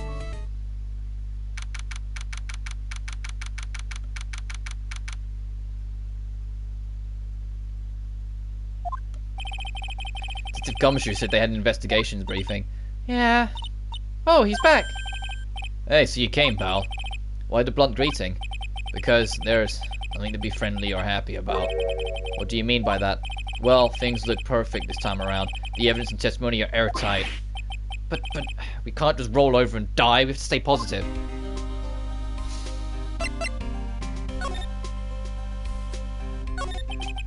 So what do you mean the evidence is airtight? I can't give you all the details, pal, but there's two big pieces. Two? And both of them are in this photo. The first is the button that was missing from the victim's chest. That's the button that you found during your body search on Mr. Ungard. Yep, I found it in the folds of the Nickel Samurai Special Pants. And the second is the knife in his chest, pal. The fingerprints on the knife in his chest, to be exact. Fingerprints? Whose are they? You didn't even have to ask, little missy. It's obvious. They're Madden Guards. Tomorrow's trial. Talk about being stuck between a rock and a hard place. So what about this airtight testimony? It's that old security lady, Miss Oldbag. I thought so. What do you mean you thought so? Did she tell you something, pal? Well, even I told her not to open her mouth of yours and blab to anyone. Her blab knob is stuck on 10, and there's no turning it down, trust me. Yeah, well, Miss Oldbag saw it all, pal. She saw Mr. Ungard come out of the victim's room around the established time of death. No way. Morning, John. Hope you're doing well. Sorry for no stream yesterday. Insomnia hit me like a truck. I've been talking about it on stream a little bit. Though it's been a rough week. I slept better last night, like not too much better, but better enough to function. But I've been struggling a little. It's been hitting me hard. Anyway, I need to present the magazine clippings to him. We're pretty interested in this bit of gossip ourselves. The scandal of Mr. Corridor. Why? Well, 2 years ago, a woman committed suicide. Suicide? Her name was Celestine Pax. And she was Juan Corridor's manager. The victim's manager? But that's not all, pal. Miss Pax was Miss Adrian Andrews' mentor. She taught Miss Andrews everything she knew about the business from square one. Her mentor? A woman who was both Mr. Corridor's manager and Miss Andrews' mentor.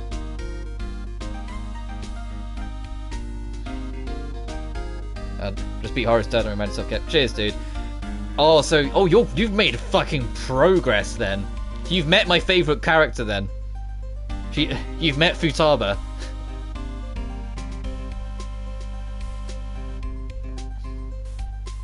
How are you enjoying it? How are you finding it? And do you see? And also, if you've done, do you see what I mean about how, like, from the third dungeon onwards, to like the actual dungeon music gets way better.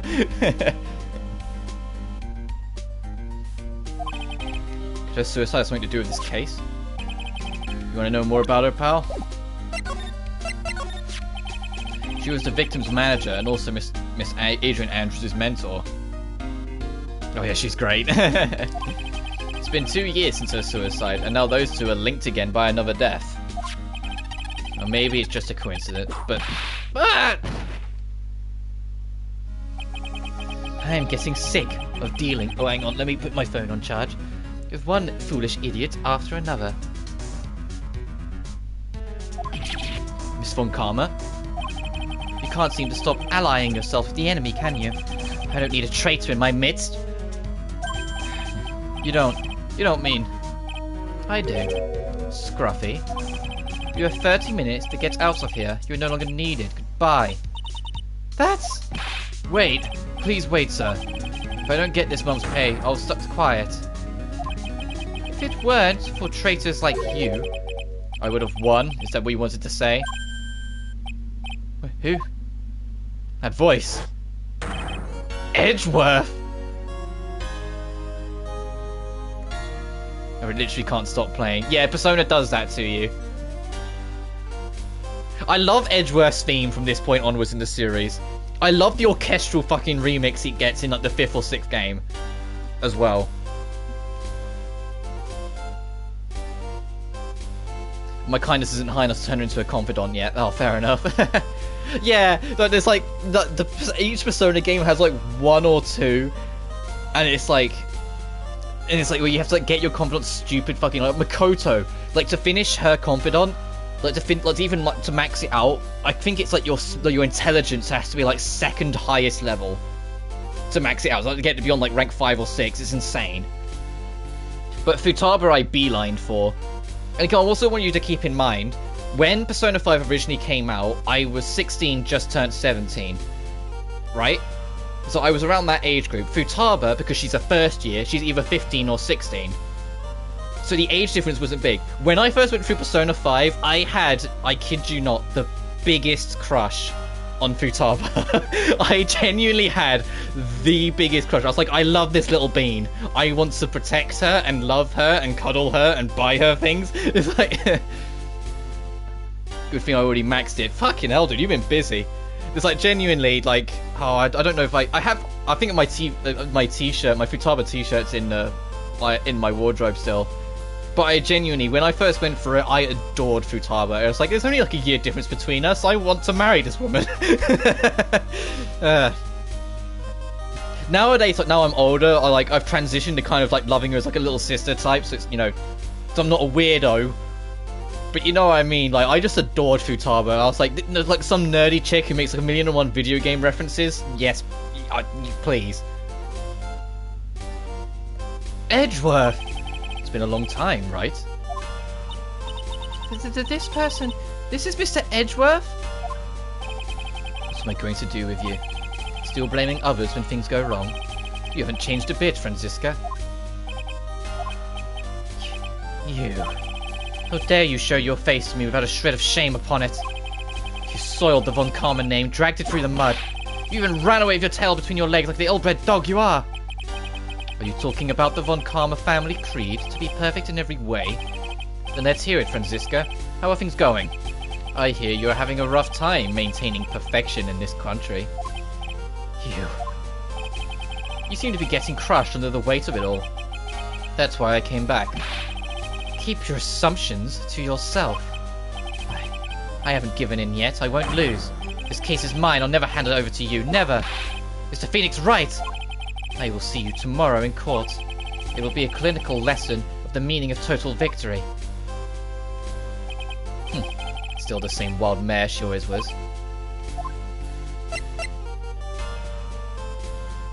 Trying to think, like, there's a couple confidants that are like, every game has it. In the older games, they're called social links. It was Persona 5 that changed their name to Confidant to fit the theming of Persona 5. But in 3 and 4, they're called social links. And it's why when I was going through Danganronpa, I kept on calling the free time events social link events. Because it's what it felt like. It's what it reminded me of. But in every Persona game, like I say Persona 4 did it the best. And like, I managed to get away with it the best. But every Persona game always has like 2 or 3 confidants that I guarantee you'll start it and go like, wow, I do not care for this character at all. And it's like they don't hit it perfect. Like, they have a lot of characters and a lot of confidants because they have to cover every single arcana. But some of them, man, some of them you get to and you're like, oh Jesus, we're doing this? Okay. Like, some of them really aren't interesting. And some of them you have to really work your arse off to even start. Yusuke, you have to kind of, like, you have to go out of your way to start yourself to even start his. And I remember on my blind playthrough, it was super fucking late in the game before I even, like, spotted him in the subway. And I was like, oh, I can hang with him. Like, I'd already like maxed out Ryuji and beeline for Futaba because, you know, I'd love that girl, and I think I'd done I'm thinking about how late you are into the game, like what confidants you could have started and what ones you may be having. The fortune teller I'd started because I thought hers was actually all right. It's a bit weird in places, but I enjoyed her. But it's like when you look at some other characters, like that drunk journalist with the black hair that's always in the bar, I can't remember her name. I didn't touch her confidant once until I did my 100% playthrough, like a while later, because I had zero fucking interest in that character whatsoever. But it's like Persona 3, like, to go back on it, Persona 3 was the first game to do social links, and so as you can imagine, it wasn't perfect. It's like half of that game's fucking social links are a nightmare, and it has like less social links than any other game, but it's like half of them you sit there and you go, the only defining trait of this character is that he's a bully and he doesn't learn his lesson by the end of his social link. Why the fuck did I do this? This person just has a stupid fucking crush on his teacher, and it doesn't get anywhere at the end of it. Why did I bother with this social link? Like, there's a lot of that in P3. Like, why did I bother with this? But P3 makes up with it because it has, like, to a lot of people, although I get a gun pointed at me for this because I don't agree with it, it's considered like the best Persona game in the series. And as I said before, and as I just said, I don't agree with that personally. I actually think it's one of the weaker ones. I think the only game it's better than is Persona 1, and I mean that wholeheartedly. I think 2's better than it, I think 4's way fucking better than it, and I think 5 is phenomenal. 4's still my favourite, but 5 is really good. I think 3, it's got great story and great character writing, but its gameplay loop is the most repetitive of the series. It's the weakest and rendition of the social links of it being first, and holy shit, they decided in the original version of P3 and Festival, which was like the Persona 4 Golden or Persona 5 Royal version of 3, that you couldn't control your teammates, you could only control the main character. It was the PSP remake that finally allowed you to control your teammates in battle. And that alone made the game extremely reliant on luck, more so than almost any other RPG I'd ever played. Because it didn't matter how much grinding you did, if the AI decided to just fuck you over and not help you out, too bad. You know? You could alter the AI, like you could change the AI settings, but it still would screw you over. I literally almost maxed that one, she has almost no benefits. Yeah. The one that I can't... If you plan to go for 100%, don't do it on your first playthrough, do it in New Game Plus, because you carry over your social stats in New Game Plus, and all your personas in your compendium. And the reason why I'm saying that is because any bonuses you got from a confidant, if you max them out, and only if you max them out, you will carry over all of those bonuses into NG Plus as well. There's a social link, it's the... I forget his name, it's the character who is like the #1 fan of the Phantom Thieves, and it's like he has his own social link where he like runs the Phantom Thief website. All of his rewards are getting more experience for your party members outside of battle. You max him out, you never need to worry about grinding up characters on the backline again. Everyone will be the same level for the whole game, including NG Plus playthroughs. And it's like, I can't stress enough, I don't like the character and I think his social link's kind of weak, but fucking get it done on your first playthrough if you can, if you plan to go for 100% or do NG Plus playthroughs later down the line. Because it will save so much work. It will remove so much grinding because you can have full expression of your team, because you can just pick whoever. Speaking of, now you've got like Haru in your party, my full party on my main playthrough is Joker, obviously, the main character, and then I would have Yusuke, Makoto, and then Anne. That was like my main party, but I'd have everyone else on like reserve because Ryuji, he's kind of a slow burner character. When he gets into the later levels, some of his physical attacks he gets are godly. He can do the highest physical damage of any other character in the game. It's just he's kind of weak early on, so that's why I say like you have to kind of build him to there. But and Haru I found kind of situational, and Morgana I don't like the fucking cat. I really don't like Morgana at all. And I think because you've just defeated Haru's dad, you know why. Because that stupid fucking character arc he does at the start of Haru's, like, arc of the story, where it's like, he's always bullying Ryuji, always treating him like complete shit, always, like, talking shit behind his back. Ryuji snaps back once, And Morgana suddenly goes, oh, you guys don't need me anymore. I'm going. You guys all clearly fucking hate me. And I'm like, shut up, you stupid fucking cat. And it's like, I genuinely, like, that made me go from, oh, Morgana's alright, to shut up, you stupid fucking thing. And the worst part is that the whole car's dog on Ryuji too. Like, no one noticed, like, the fucking two-sided bullshit from Morgana, and they just dog on Ryuji. Like, Ryuji is such an bullied character in P5 for no reason. Right now, I'm Ryuji, Haru, and Makoto. Fair. Makoto... The reason why a lot of people keep Makoto, and myself included, is because although Ryuji gets god-tier physical attacks way later on, Makoto's a lot more down the middle. She's a lot more like jack of all trades with her physical skills. Like, she gets a lot of options with her physical skills, and her nuclear skills are fucking great. Persona 5 is what introduced nuclear skills and psycho skills. The idea of they do extra damage if it's a physical or mental based status condition on the opponent. And so they made like a designated character for both of them, hence Makoto and Haru. And Haru's great as well. Haru, I think it's more because of her like slightly psychotic personality under the surface. You'll notice it more in Memento. Sometimes you'll run over a thing and she goes, oh, it's so cute when it's squirming to death. And I'm like, Haru, what the fuck? And so Ryuji is fucking phenomenal as a physical damage dealer, but I found him situational, so I ended up swapping him off. I found Anne to be a good magic all-rounder with her Agi magic. And Yusuke is just... I always had him in my party. He was like my mainstay, because like he also gets really powerful, but if situational skills later on. And his agility is far quicker, so he tends to go first, even in like enemies that are much higher level than you. So you can like squeeze out early actions to get some damage done. Anyway, let's actually do this game. Talk to Edgeworth. I thought you, the prosecutor Miles Edgeworth, had gone and died. Mr. Nick! I never wanted to see you again. I think that's enough of a warm welcome for someone you haven't seen in a year. Are you going to run tomorrow's trial? You heard her, right? That wild mare hasn't given in yet, it seems. So no, I don't think I'll be making an appearance. Your hatred for me is quite unhealthy, not to mention one-sided. But I will say one thing. You can't win on your own at this trial tomorrow. What's that supposed to mean? I have something definitive that you lack. And working together is the definition of teamwork. It's the power to find the truth. Oh yeah, starting in this game, they flipped the page a little bit. They started making Edgeworth, like, just the rival that kind of, like, doesn't really like you and doesn't put up with you. They knew people were fans of the character, so kind of pulled a Vegeta with him and made him more of a friendly rival. Like, they toned back the anger and made him kind of bounce off Phoenix more and more to make it more of like a long-lasting rivalry that's a bit more goodwill. Speaking of benching Ryuji though, fair enough.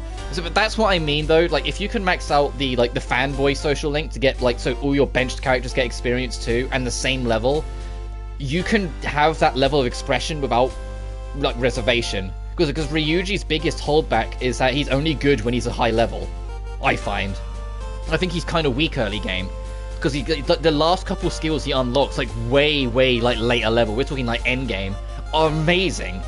You just have to get him there. And that's the problem, it's getting him there. I am curious though if, I know they're not the easiest to get a hold of unless you're on Steam.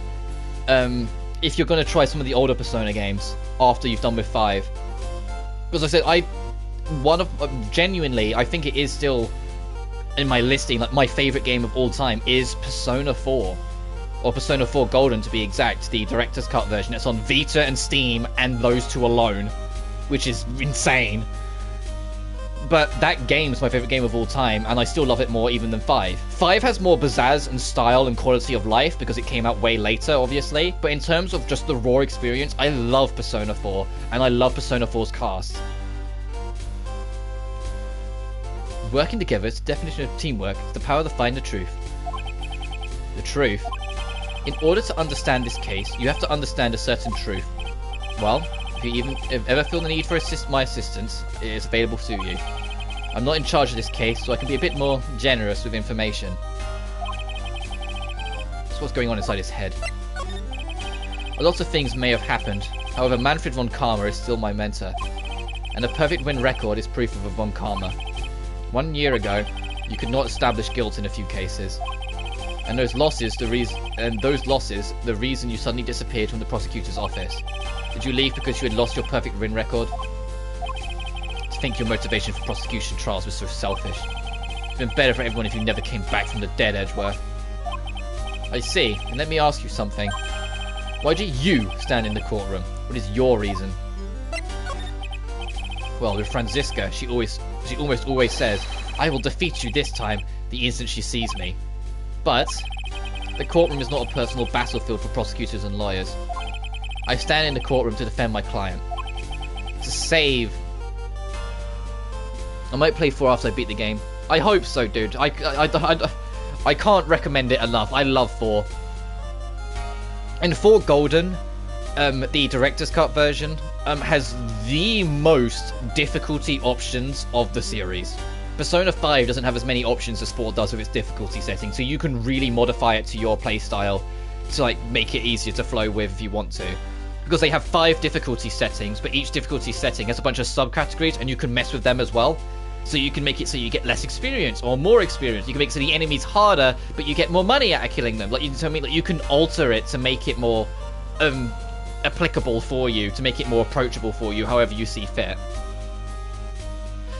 Golden does have this bonkers fucking system in it, and it called the Persona series up until 5 had, but 5 for some reason dropped it. Where you basically would like play like a slot machine after you do a fight. I say that it's not like that, but. And it would give you random shit for your trouble. And it's as early as the first dungeon, one of them could be force a level up on your persona. Or force a evolution of a skill. So you know where sometimes you level up a persona and it says, this skill wants to change. You could get a bonus. It was rare, but you could get a bonus that would force a skill to change. I did a challenge run on Persona 4 where I got Jack Frost as soon as I could at like level 8. And I carried him through the whole game. And I did.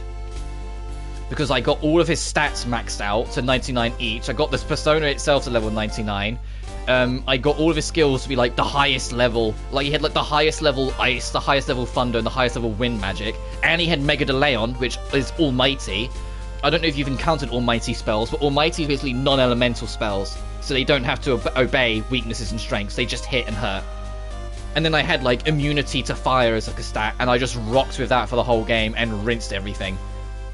Like if you want to put in the time and effort, you can demolish the balance of Persona 4 Golden because of that bonus. It's something that they really loosened it in Golden. It wasn't that abusable in the original 4, but the original 4 came out on only the PS2 in 2008, and is extremely difficult to get a hold of. Which is why I'd say if you've got Steam or a Vita, get Golden because it's got more content anyway. So just go for it. The only thing that would be that might be a system shock change is that if you play the original Persona 4, GA has a different actress to who she has in everything after 4. They did a bit of like a revision of some of the cast in 4 Golden, like 4 Arena and whatnot, and to kind of not clean it up, but I guess like unify it so it's all under the same company. So it's all under the same actors and actress association, which it wasn't the case in the original P4, and so some things had to be changed. And there's also like Naoto. When you meet Naoto, I mean, absolutely every single fucking game Naoto shows up in, for some stupid reason, she has a different actress. It's like, why does this keep happening? Like, literally every single thing Naoto has shown up in, whether it's the games, whether it's the anime, whether it's the cross-tag battle, like, crossover game with BlazBlue, in every single one, the moment she opens her mouth, I'm like, that's a different fucking actress again. It's like, what's happening here? It was like Tails in Sonic in like the mid-2000s, where like Tails always had a different actress in every game. And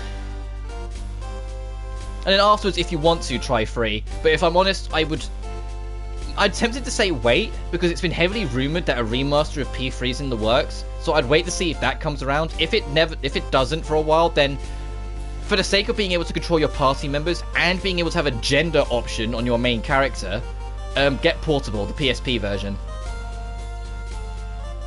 Because, you know, the PSP version, it was made by a third party and not actually Atlus. And the main thing that third party added was a female main character. So if you wanted to play the game as a female instead of a male and see how little things change, like how social links act, how stories go, who you can hang with, yada yada, that option was there. And it was, to be honest, it was the most fun thing, was going through the game. When you have the knowledge of how the main playthrough goes, going into the female version, seeing what changes, it's really refreshing. And, you know, the portable version allows you to actually control your fucking teammates, which speaks for itself. It makes the game actually playable. In nowadays. At the time, you just kind of sucked it up and dealt with it, but nowadays, that's a tough thing to ask. Hey, we've got a game where you've got a party of 4, but you only have control of the main character. The rest are AI controlled and do their own thing, including choosing what skills to overwrite when their persona levels up. So they might just by AI chance get rid of a skill you really fucking wish they didn't. Save your clients, you say? Those who think only in their own ego-driven goals. Those kind of prosecutors are reprehensible to me. Even if you're a prodigy, or someone like you, Edgeworth.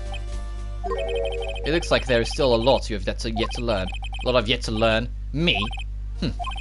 Well, that's enough for now. The time when you will see is coming soon enough. Right, anything else, or do you have to keep talking? Yeah, they... instead of it coming up, like, say, like, to name the first character that joins your party in Persona 3, Yukari levels up, and she's got a full set of 8 skills, and she's about to get, I don't know, a healing skill. But it's a single target healing skill, and Mediorama's already in her list, you know, a group-wide healing skill. Her AI could make her replace the Arahan with Mediorama, and you fucking lost your group heal on Yukari. And because her AI will choose to do that. But you only know that if you go out of your way to talk to her. Because it doesn't show up in the stat screen, because what Persona 3 was originally trying to go for was they're all their own people. So you only ever see your skills, you only ever see you level up, you only ever see your stats at the end of a fight. You wouldn't see Yukari's stats at the end of a fight. If she leveled up, it wouldn't then like flash up on screen. Yukari's leveled up and show you what stats have gone up and what skills she's got. It wouldn't do that at all in P3. Instead, you'd come out of a fight and it'd tell you that Yukari has something to say. And if you talk to her, she'll go, oh, I leveled up in that fight. That's it. You had to talk to her and say, can I check your stats? And then through there, you could see the skills, and you had to figure out for your fucking self what stats were leveled up and what skills she put in where. And it was the same with the fucking Director's Cut version, Festival. It was only in Persona 3 Portable that they finally fucking changed that to make it more universal with the rest of the series. And it's the biggest thing why I always say I think Persona 3 is one of the weaker games in the series, because the fucking gameplay rips it down. And Portable, because it was on the PSP, the trade-off of the better gameplay is that you lose all the animated cutscenes. And that is a deal breaker for some people. Yeah, like I said, there's a lot of people that defend it and say, oh, they were going for something different, they were trying this, yada yada. And I go, Persona 1 and 2 had full team control. Persona 3 is the only outlier. And like I said, in Portable, they changed it because of feedback. They changed it and made it more universal, where you did actually get the stat screens, you did have direct control over them, you could choose what skills replaced what, like, you know, like Persona 4 and 5. But when it first launched, that's what I mean, like, Persona 3, a lot of people turned to the mainline Shin Megami Tensei when they talk about hard Atlas games. Persona 3 was hard for completely different reasons. It was, like, arguably the hardest game Atlas had ever released, but it's because the entire game was reliant on your fucking luck. If your luck was poor, and Yukari or Junpei or Akihiko replaced skills she fucking wanted, or leveled up poorly, or they're in a fight, you're on like 2 health, and you don't have any SP to heal, but Yukari does, and she decides to fucking heal herself instead of you, that's tough shit, you know? That's tough shit. You just die and you accept that. And in Persona, they introduced this in Portable. Persona 4 was what introduced social links giving you stuff other than just bonuses for fusing personas. You know, like, if you level up a character, you'll actually get something from them. You level up a, like, confidant, you actually get something from them, sort of thing. Persona 3 Original didn't have that, so you couldn't have teammates help you out in a fight. So, you also had to deal with the luck of stray, light, or dark magic could just instant kill you, and it would just end the fight, game over, too bad. Like, Persona 3 was horrendously luck-based, and Portable, like I said, cleaned all of that shit out. It made it so you can control your party members, it made it so you get bonuses from doing the social links other than just personas. Like, When I say Persona 3 was like the experiment of the series, I really mean it. A lot of people would still recommend Fez, because Fez actually had the equivalent of like a DLC story as well. Once you beat the game, there was something called The Answer you could do, which was like a 20-hour long like mini adventure of what came after the main story. That's not in Portable. So if you wanted to see the full story of 3, your hands were tied, you have to play Fez. But it has been rumoured for an extremely long time now that not a full remake, some people used to think that full remake was in the works, but looking at Atlus's current development schedule, there's no way they have the time to do it, because they're working on Soul Hackers 2, which is a full big budget AAA game. They're working on Persona 6, which is, you know, is a full budget AAA game, and their Golden Goose, so they're going to be putting all of their fucking resources into it. It's rumored that they're thinking of doing something with Strange Journey, a spin-off of theirs. They're planning to do something with Catherine, apparently. Like, their hands are tied. They're not going to make a full-fledged remake of Persona 3 on new hardware. But cleaning it up and adding some of those quality of life features to Portable and putting in the Fez version of the game, so you can get the animated cutscenes and the extra story still, that sounds feasible. And it's been heavily rumored that that's exactly what they're doing. So, yeah, don't be completely turned away from the idea. Either get Portable on the PSP so you can have full team control and make it play more like an actual JRPG, or wait out to see if that remaster becomes true. Because if it does, I'll be excited for it, because there is actually a lot. Although I say it's the second weakest game in the series, there's still a lot I like about it. Because, unlike Persona 4 and 5, your party members' character development isn't relegated to their social link. Their character development actually happens in the main story in 3 for, like, everyone. Whilst in 4 and 5, there's more outliers and exceptions than actual, like, you know, all the characters go through their own journeys and their own paths. Like Futaba, she has her magic week, where when she joins the party, you know, getting her to have more confidence, showing her the sights and whatnot. But she's still extremely shy for the rest of the game. If you want to, like, break her out of it, you have to do her social link. Makoto is still very stubborn and, like, has her own viewpoints and everything. To make her loosen up and understand she's not always right, you have to do her social link. Whilst in Persona 3, Yukari's social link, Yukari's character development isn't tied to her social link. It happens naturally throughout the course of the entire journey, because she's trying to come to terms. I won't go into the details of it because it's spoilers, but she's trying to come to terms with the death of I think it's her father. And like at the start of the game, she's very like aggressive and very like disconnected and very like standoffish with everyone. But through the actual story, she changes through that, instead of it being relegated to her social link. Junpei goes through genuinely one of the best and most interesting character arcs in the entire franchise. And it's not a social link, it's actually in the main story. Everyone sees it. You know? It's like, it's Persona 4 that started to make it more, let's make it more in the social link, so the social links have got more ground to stand on. And then Persona 5 just kind of ran with it. Anyway, what am I doing next?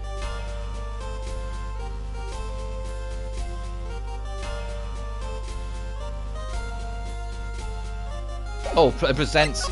I've got stuff to present. I've got to... This woman is another key to solving this case. Do you really think so? She was Adrian Andrews' mentor a long time ago.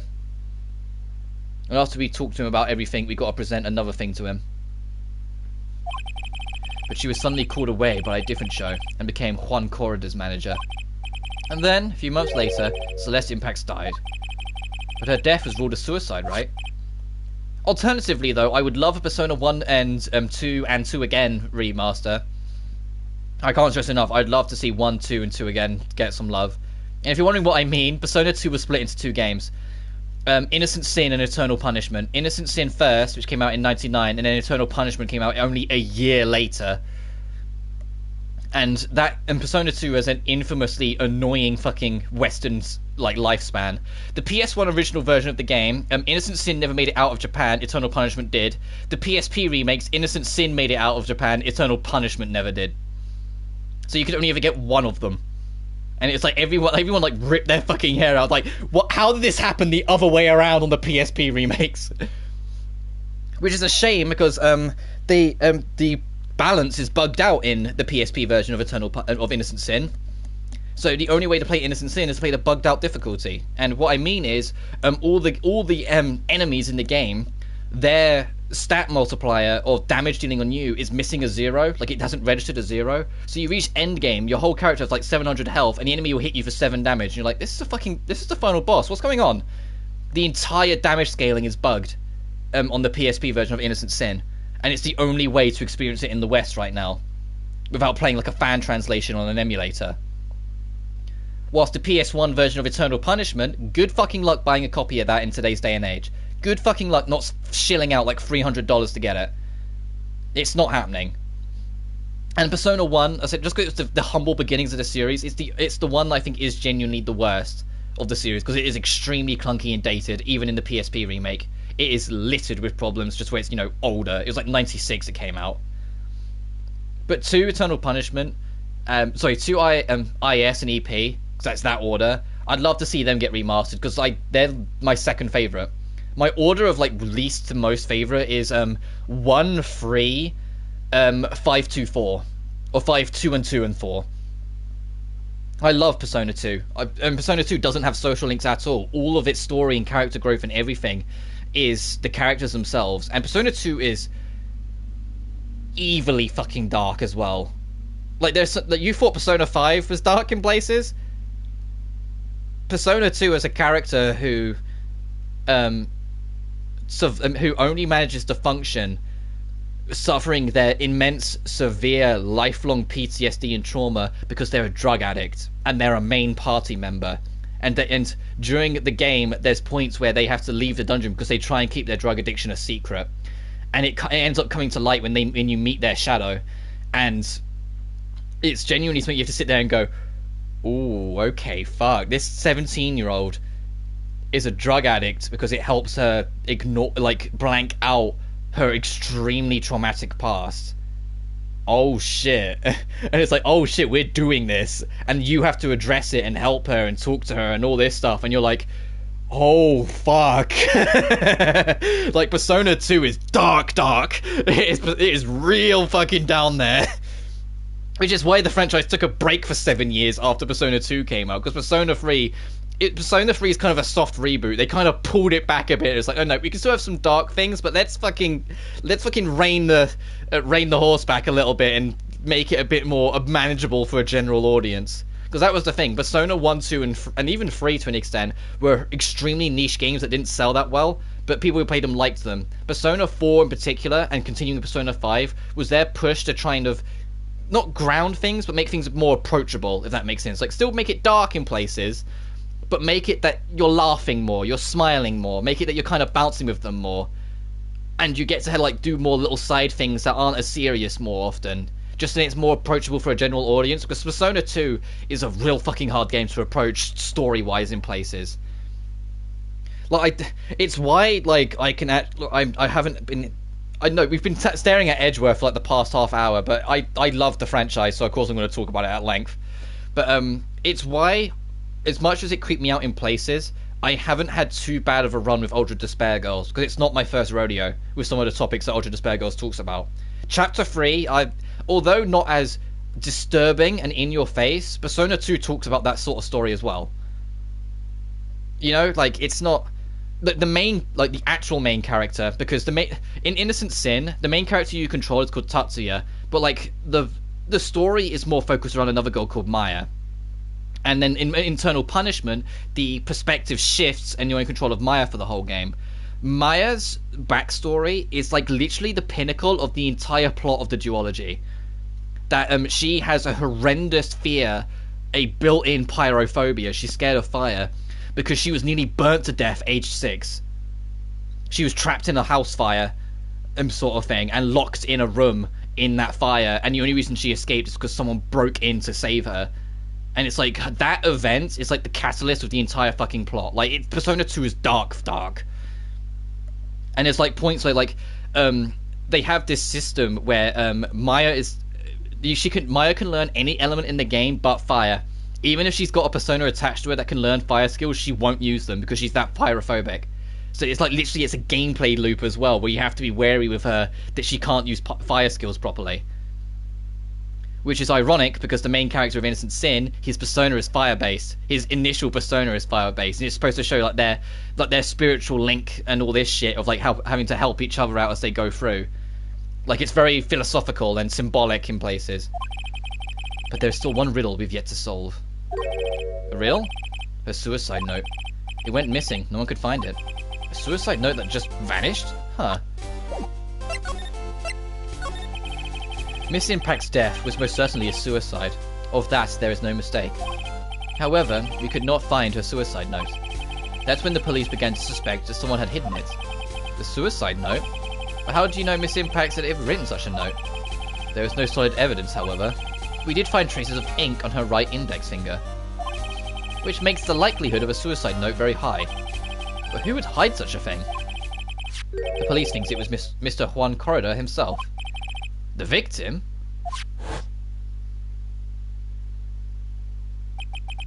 He was the only one who found her body, which makes him the only person who had the chance to hide her note. Mr. Corridor had his own manager's suicide note, but why? As long as her note is missing, any speculation beyond this is meaningless. For now, I think you should look this over. This is the suicide report, part 1 anyway. Part 1.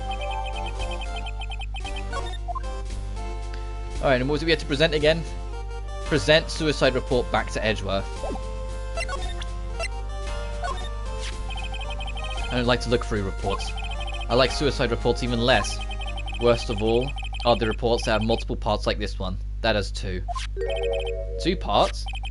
What you just handed me was the first part of the report. Here is the second. The second part of the report is about an attempted suicide. The attempter's name is Adrian Andrews. Yes, the person we've been talking to, and like someone who's got kind of stern and like self-confident. She attempted suicide. Oh fuck! Even Phoenix Wright can get a little dark at places. Miss Andrews, what did she do? She tried to kill herself. She doesn't seem like the kind of person to try and kill herself, though. You think she's a strong career woman? That's just what she wants you to think. Adrian Andrews, she has a certain secret she's always trying to hide. Secret? Her dependent nature. That's what she's really like on the inside. Miss Andrews, dependent. But the exact opposite of what that woman is. We have to talk about this as well? Yes, we talk about the dependent nature. What's this about Miss Andrews having a dependent nature? Adrian Andrews' attempted suicide was a few days after the death of Celeste Impacts. And... I'm scrolling down. What did Adrian Andrews think about committing suicide?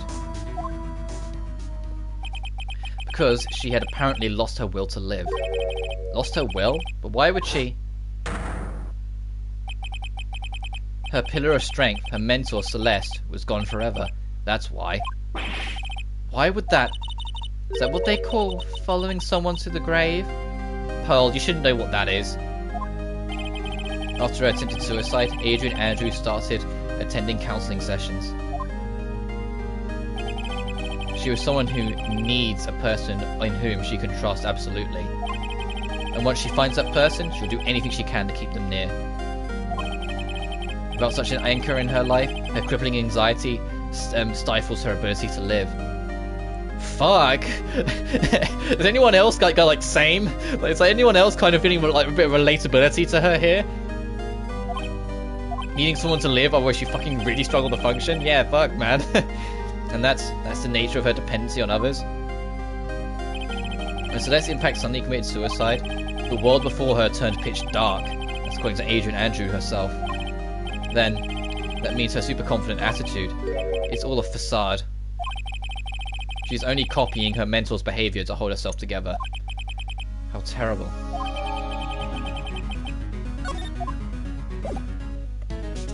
She needs a friend.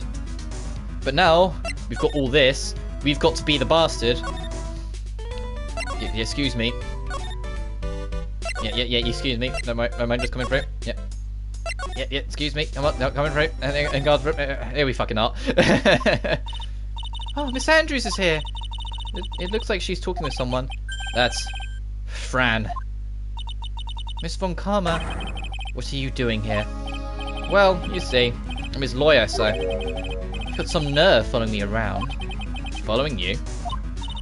That's you, Miss Von Karma. You're the one doing the following. Pearls. You're always following after Mr. Detective with the little beard. Me? Following after Scruffy? It make me laugh. Let me show you something interesting. Little girl. This is funny. Yeah, oh, just passing by, don't mind me. Beep, beep, beep, beep. Well, what is that? An electromagnetic receiver. I planted a tracking device on that detective. Any time the detective suddenly starts beeping and he panics, it's because Von Karma's genuinely near him and the transceiver's gone off. And with this, I know that fool's every move.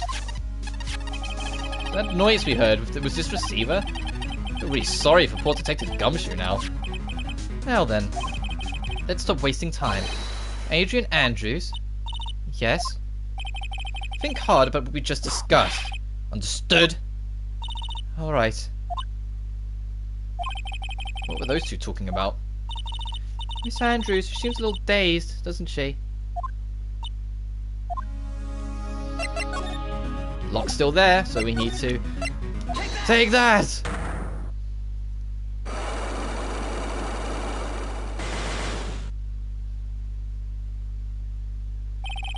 Motive for murder. Why was Juan Corridor murdered? If you ask me, I think you know the reason he was killed. Why are you hiding things? Don't you realize you're putting Mr. Engard's life in danger by your actions?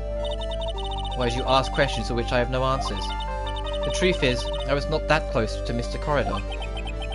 You're not that close? That's right. I've never been good at being intimate with another person. You're good at being intimate with another person? Somehow, I highly doubt that. Because we've got a fucking magazine clipping. You and Mr. Corridor had an intimate relationship, did you not? Silly third-rate tabloid article. If you even had half your wits about you, you wouldn't believe such rubbish. Well, it seems quite a few people have already brought into this story. That's to be expected in a world full of crooks and liars. Let yourself stay on her good side. In any case, I despise interpersonal relationships like that. I see, however. What if there was a need for you to get close to someone? Me needs to get close to Mr. Corridor, as if there was ever such a need. Didn't you get close to Corridor for this person's sake? For Celeste's sake? Oh, that's gonna piss her off. Celeste Impacts, your mentor? How do you know about Celeste? Miss Impacts. She knows again. She committed suicide, didn't she? But it looks like no one knows why. Right before her death, she was Juan Corridor's manager. So I believe you got close to Mr. Corridor so you could find out more about her suicide. You have a great imagination. You may have a future yet as a stilly muckraker for a putrid third-rate tabloid. Miss Andrews. There was no mystery surrounding her death, none. It would be pointless for me to force myself into a relationship for nothing. Is it really true? Really no mystery at all. I don't believe you were completely at ease with the way her suicide was resolved. The suicide report. Miss Impact's suicide note was never found, was it? It looks like the police were under the suspicion that someone had hidden it. Like maybe the person who discovered her body, Mr. Corridor? Juan. And Miss Andrews, I believe you thought the same thing. That is why you became intimate with Mr. Corridor. I've sat by quietly and listened to your insulted ramblings long enough. It's true that Celeste was my mentor. However, allow me to say this again. It had nothing to do with me. I don't even know that her suicide note was never found.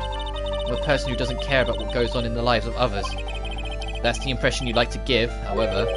I don't think that's who you really are. What? I have evidence that says otherwise. This is proof that Celeste Impacts was someone very special to you. God, imagine... just for a second, Phoenix. Let's take a second back, Phoenix, Mr. Phoenix, right?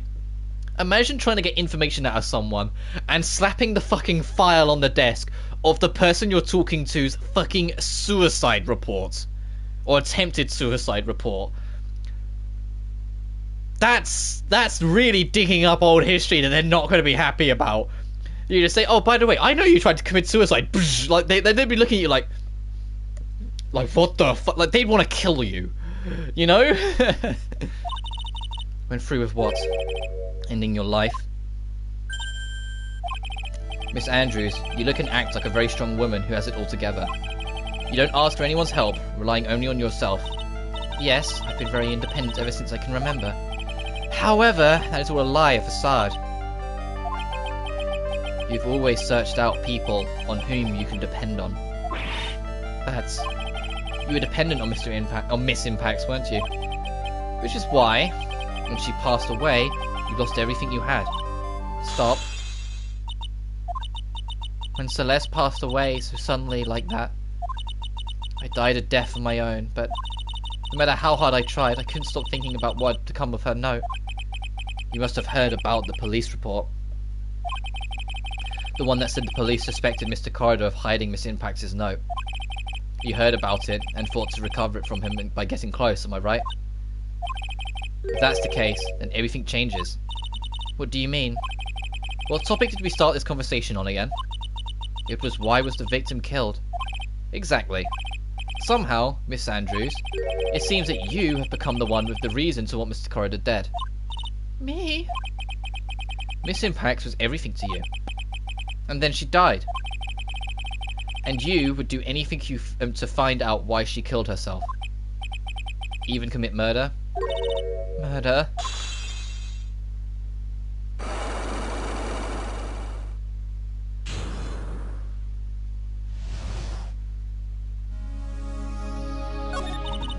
It's true. I'm a woman who can only live in insecurity. I'm physically small, and I don't really have a lot of self-confidence. Same, sister. I've pushed against all that, though. I've tried to live strongly. I never wanted anyone to find out the truth. Miss Andrews. It's one thing I wanted to take with me to the grave. It was my secret, mine and mine alone. I'm sorry. You probably think I'm a worthless human being right now, don't you? No, I think you're very strong. And that applies to anyone. Attempting suicide and yet still being here today, being able to show strength and carry on. That's a very deep rock bottom you had to drag yourself up from to even get there. Very, very fucking deep. Please, Miss Andrews, all I want to know is the truth. After Celeste passed away, I heard that someone had hidden her suicide note. And that someone was Juan Corridor. Celeste. Without her I became scared. Everyone seems like they were out to get me. So you got close to Mr. Corridor to recover her suicide note, correct? Looks like that tabloid reported the truth after all. Ironic, isn't it? Well, like they say, where there's smoke there's fire. And if they purposely add fuel to the fire, they keep the celebrity world burning. But as for the suicide note, I didn't and wouldn't kill anyone for it. It just doesn't suit me, that's all. Well, that's enough for now. I still have work to do, so I understand. Oh, I have one small favour to ask. My attempted suicide, I'd like you to keep it a secret. Miss Andrews, if people found out about my weakness, I'd sooner choose to die than live. Alright, I understand. We'll keep it a secret. Miss Andrews, I guess she's the overthinking type. She probably never says anything without carefully thinking it through first. Thank you for your discretion. Mr. Nick, can I ask you something? What is it? Miss Andrews has been playing with that card in her hand since a little while back. That card? Yeah, I guess she has. Miss Andrews, what is that card you're holding? Huh? Oh, this? I don't quite know. It just suddenly appeared in my handbag. What is it? It looks like a seashell. That's what it looks like. That's what it looks like, doesn't it? Honestly, don't remember owning this card. I wonder where I picked it up from. I'm not remembering something clearly. Sounds like it would be a rare occurrence. Well, I must be off. I leave Mr. Engard in your capable hands. And after she goes, we're going back to the Wright office.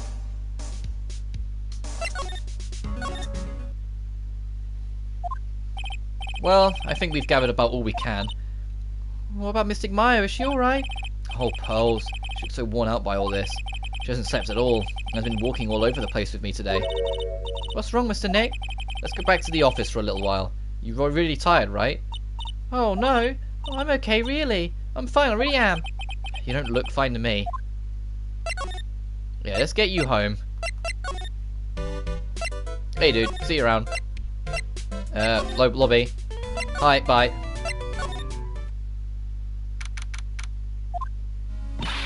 So, what now? Well, we did find one thing out for sure. Miss Andrews has a motive.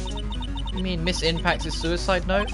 That's right. She was also the one to discover the victim's body. Clever. Mr. Nick, the transceiver. Hello? Writing co-law officers. Mr. Attorney, you're not answering a phone. Maya, where's Maya? As I promised, I have not gone without a few feet of her this whole time. Which is why I suppose she's absolutely famished. What? So I suggest you win a quick acquittal, my friend. At any cost, wouldn't you agree? Wait, Maya, let me hear her. Very well. Ask my... Maya, is that you? Sis, ask my sis. Maya! Damn it, he cut me off. I think Maya said ask my sis, didn't she? Sis. What does she mean by that? What do you fucking think? Come on, Phoenix. You're a hopeless one. Sorry. Mia! I have a message from Maya. So come, ask me anything you want about her. How's Maya? She's safe, for now. That kidnapper is one to keep his word, it seems. I'm glad to hear she's safe. But Mia, how did you know? As soon as she was locked up, Maya called for me. I read the note she left. Then I gathered as much information about her surroundings as I could.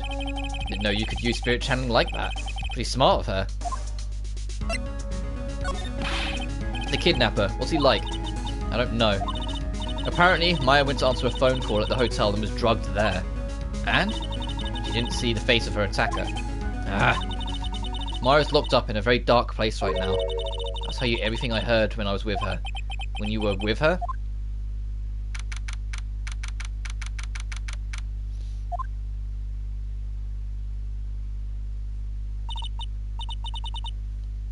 I'm starving. Could really go for some apple pie. At a time like this, sweets are the only way to go. I have to stay positive. He promised he wasn't going to kill me. I'm not going to die. Sis, I wonder if you're with Nick right now.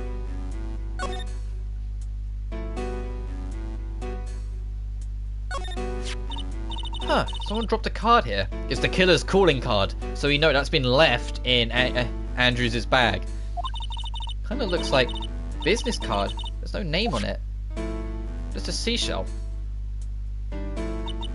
It's a picture of a seashell, I think.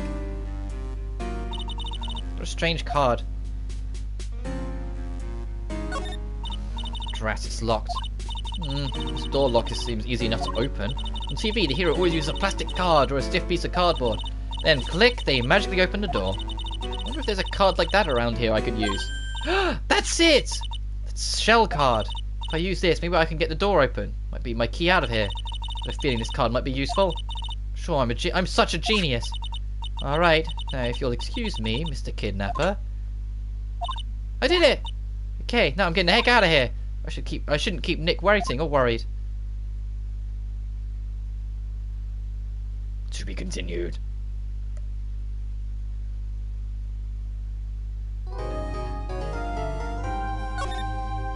Alright, we're going to finally start the trial.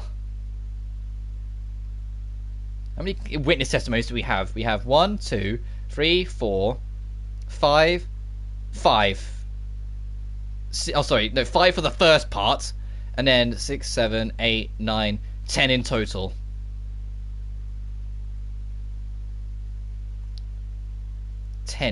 Jesus. Alright.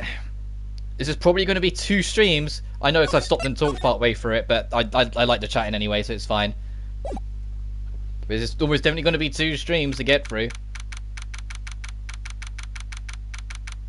9:47 AM, District Court. Adrian did it. That's what it looks like. Dude, no way. The woman couldn't do anything like that. In court today, there will be a mountain of evidence that will implicate you. Mountain of evidence? I'm certain that there's someone out there trying very hard to pin this whole thing on you.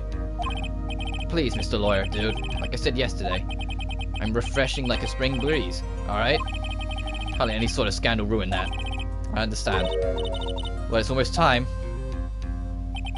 Mia, you must get a complete acquittal today. I know. But I can't focus on Maya's situation right now. Or Pearl's either. No matter what, I have to focus on winning this case by the end of the day. Indeed. Well, let's get going. It's him. This is Wright. Good morning. This is it, Mr. Attorney. The day of the trial. Maya. She's unharmed, right? Well, when I checked on her earlier this morning, she seemed a bit, how shall we say, tired. Don't worry, people don't die that easily. Besides, what you really should be concentrating on is winning today's trial. For my sake, as well as yours, you must win today's trial. Which is why I sent you a little present this morning. Present? What in the world would you want to give me? We'll figure it out once the trial starts. And even if you don't like my gift, I expect you to be graciously accepted and win the day's contest, if you please. Wait! Kidnapper sent me a present. Mr. Lawyer dude? Who was that? Ah, no one.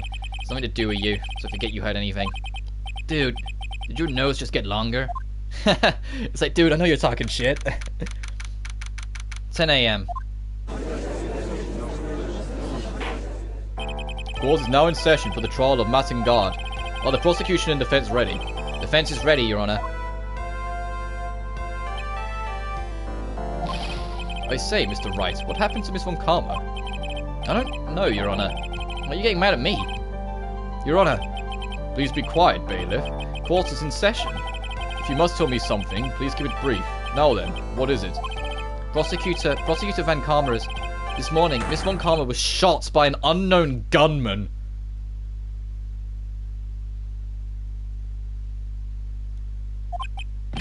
What? Shot? That's the gift the assassin was talking about. Somehow, I think this is the present that man was talking about. His present. Miss Von Karma is one of the top prosecutors in the country at the moment. If she were to disappear, it would be to your advantage. This is totally insane. Miss Von Karma, is she alright? I don't have that answer. She's alive and in stable condition. That's good. You're... I thought he'd show up. Your Honor, due to the circumstances, Miss Franziska Von Karma cannot appear in court today. I, Miles Edgeworth, will be taking her place. The prosecution is ready, naturally.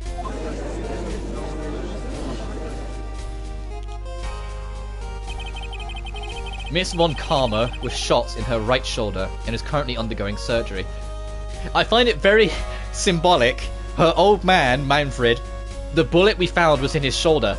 She got shot and she just got shot in the shoulder. Like, it's a family fucking tradition to get a bullet in the fucking shoulder. Luckily, I have looked this case over and am familiar with the details. The prosecution seeks to prove the guilt of Mr. Matt and Guard. The court acknowledges the prosecution. Right? I finally found the answer I was struggling for on my long journey this past year. By the time this case comes to an end, you too will know the answer. Now then, the prosecution would like to call its first witness. Please bring Detective Gumshoe to the witness stand. When I first got here, I was grinning like a moron. I was like, yeah, they got fucking Edgeworth back! It's a shame what happened to Fran, because I do, like, Fran is very stubborn, don't get me wrong, but I do like Fran as a character. But it's not Edgeworth. You gotta have Edgeworth. Witness, your name and occupation. My name's Dick Gumshoe, sir. I'm a detective down at the precincts, for now. For now? After this trial's over, I'm supposed to turn in my badge, sir. Detective Gumshoe. The prosecution has no need for a depressed witness. Lift your head up and face forward like a proud officer, Detective Dick Gumshoe. Yes, sir. Now, let's have your testimony. If we want to explore the various facets of this case, we must start with that. Get ready, Phoenix. It's going to be one very rough fight. Yeah. It would have to be with Edgeworth as my opponent. The answer you were struggling for? Interesting. Show me this answer you finally found, Edgeworth. The bare facts of the case. This murder happened after the Hero of Heroes award ceremony, sir. The victim, Juan Corrida, was found dead in this hotel room. After looking into the cause of death, we believe he was definitely murdered, sir. At first, we thought there was something suspicious about the empty guitar case. However, we later found out that the guitar case had nothing to do with the murder. After the award ceremony ended, the victim was alone in his room. Yes, sir. Both the victim and defendant went alone to their rooms, sir. I see. Mr. Wright, you may begin your cross-examination. Press gumshoe on the statement after looking into the cause of death.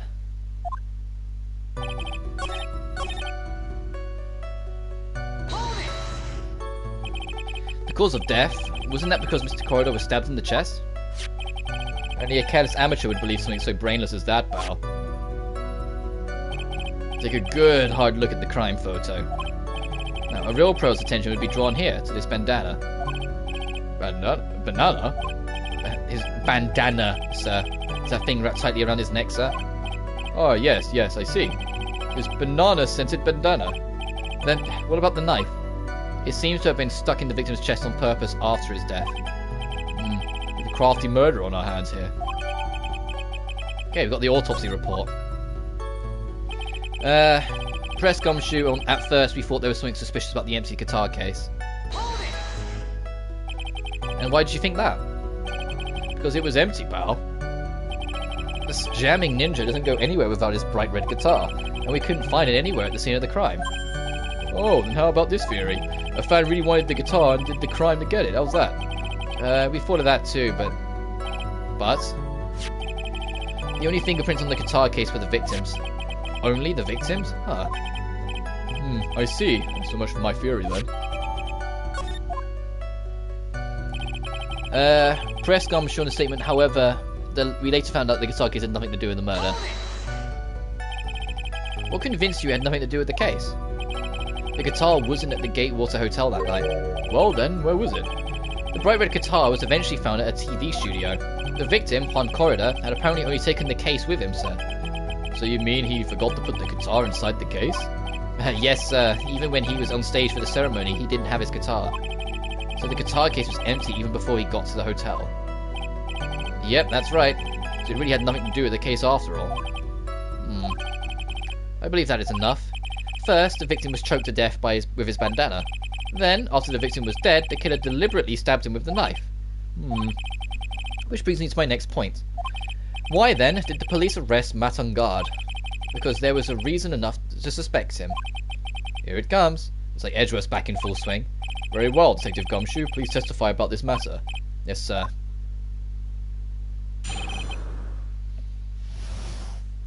Why arrest on guard?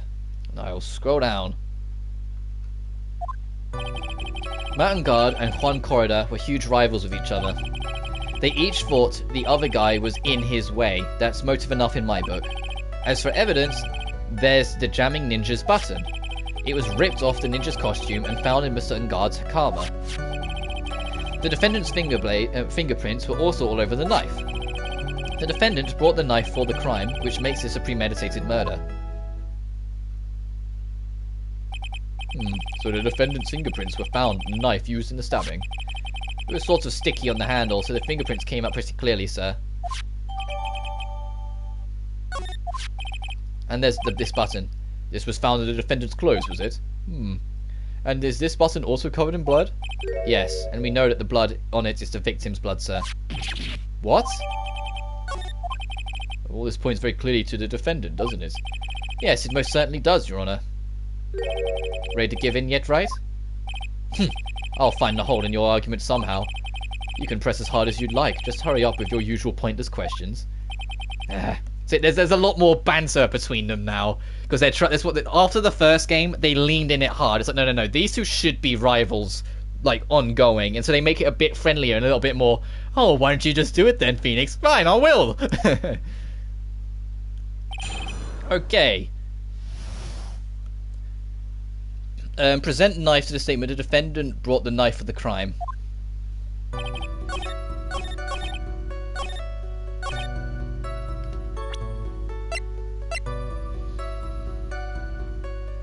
Objection! Wait a second. What? So the basis of your argument that this was a premeditated murder is simply that my client brought a knife beforehand. That's right, pal. The defendant did not buy this knife. Huh? Take a good look at the handle of this knife, and you'll see what I'm talking about. Huh? It is a Gatewater seal set in the handle. Gatewater? I think I've heard that name somewhere before. That's the name of the hotel, the Gatewater Hotel. Uh-oh. The murder knife was actually property of the hotel, which means this murder was not premeditated. Yes, that is very true. It is very big. What is it, Mr. Edgeworth? I'm sorry, but the defense is simply too careless. What? I think whether the crime was premeditated or not has already been determined. How so? I admit this knife is hotel property. There is no one currently on the police force that is dumb enough not to realise this.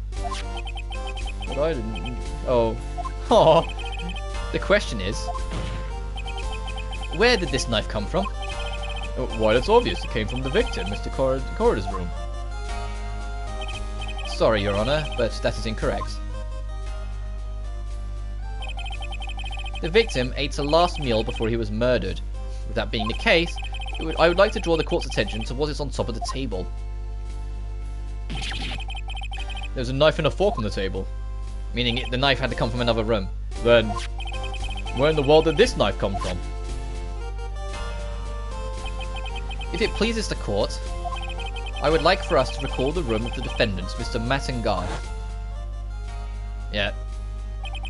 Especially what's on top of the table. There is something missing. Perhaps it is a single knife. We investigated the leftover dishes for fingerprints, and while we were investigating, we came to the conclusion that Mr. Mattengard's knife was missing. Mr. Engard had gone to the victim's room with the knife he had used during dinner. Why would he carry a knife on the visit? To kill, of course. And with that, I believe the prosecution has proven this was a premeditated murder.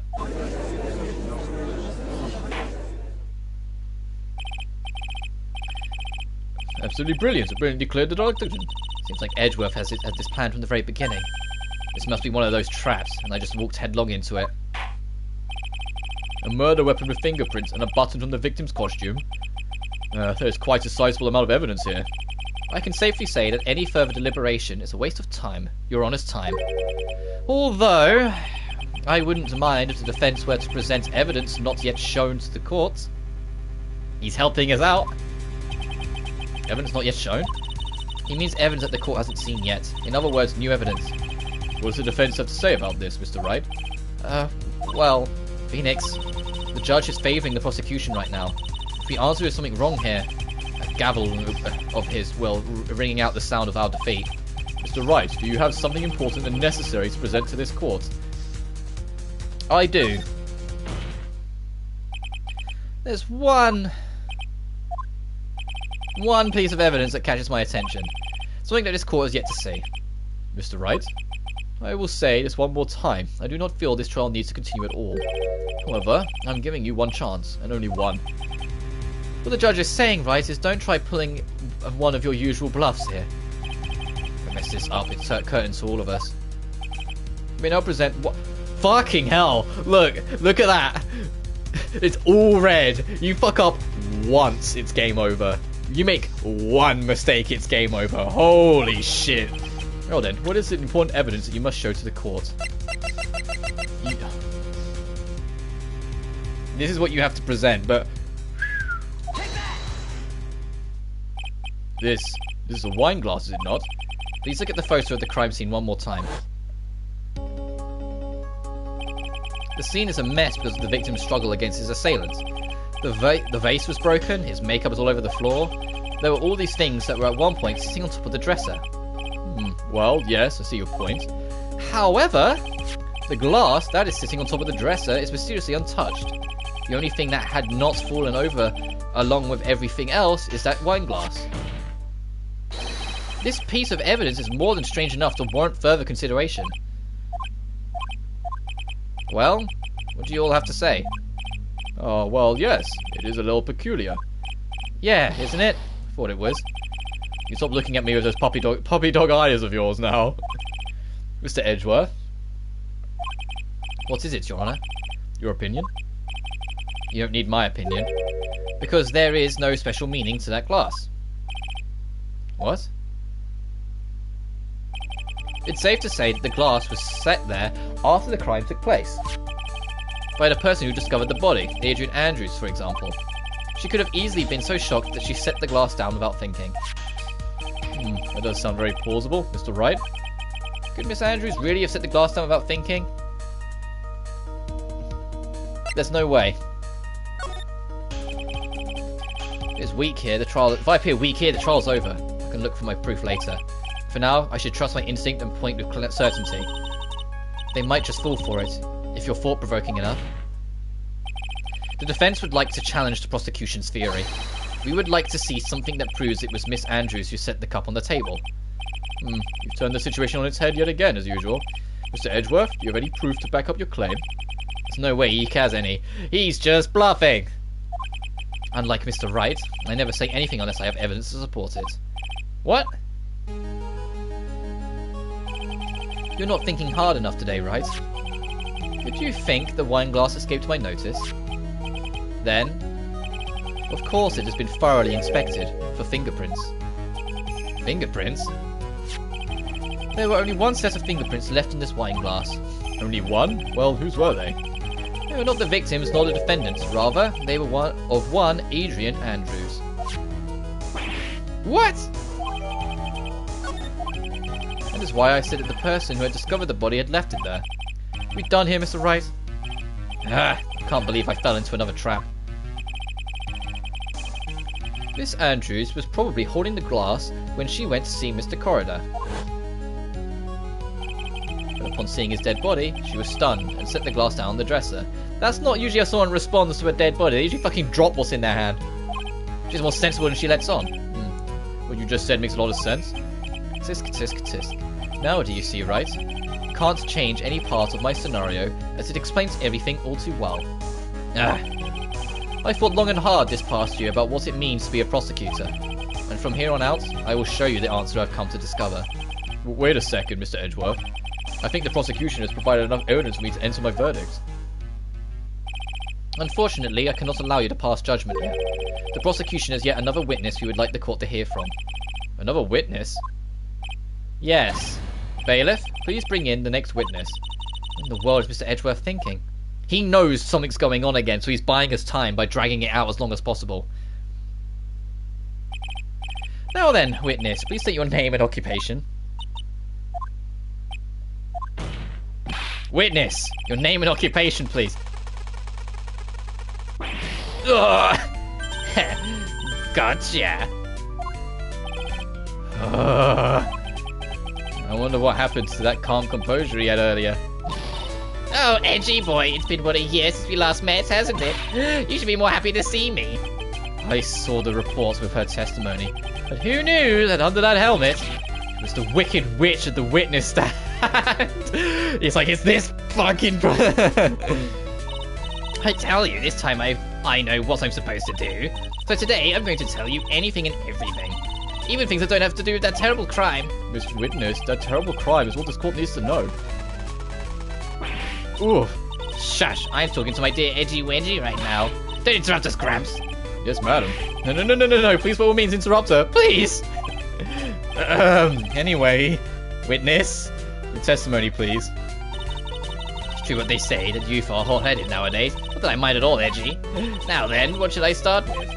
The witness was on security detail at the hotel the night of the murder. Is this correct, Miss Oldbag? It was a great job being able to see my dearie Juan. It was almost too much for my little heart to handle.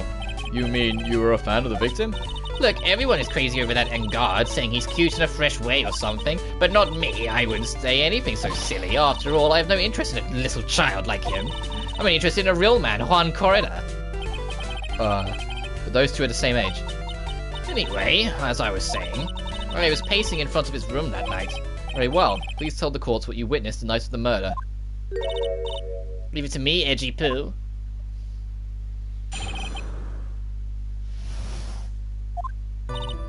Anyway, after the ceremony, I went to pace around in the hallway in front of his room. There was something I was interested in finding out, you know. Well, since I was on the job, I made sure to keep a good eye out the whole time. That's when someone showed up. It was a man coming out of poor Juan's room. It was Engard, Matt Engard. He was trying to sneak his way out of Juan's room. So Mr. Engard came out from the victim's room. See, it has to be him. He's the murderer. I see. Well, Mr. Wright, you may begin your cross-examination. Press or back on the statement. It was Engard, Matt Engard.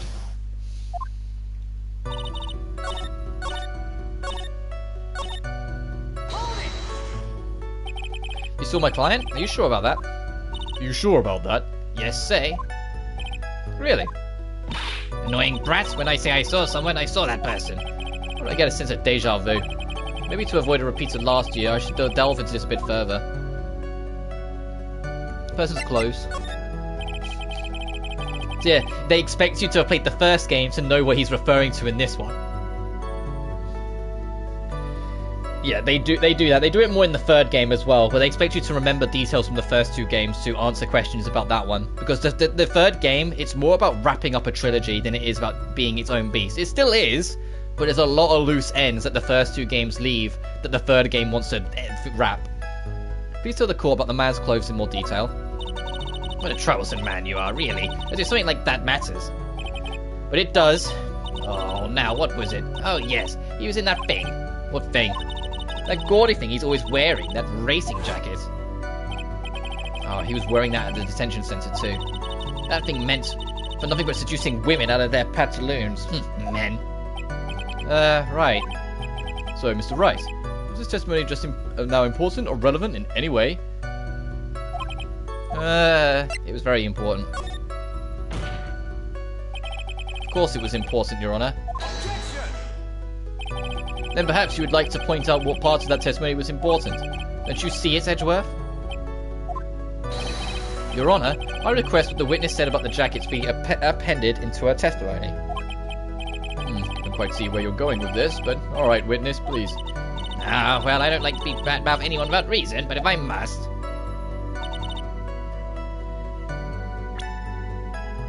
The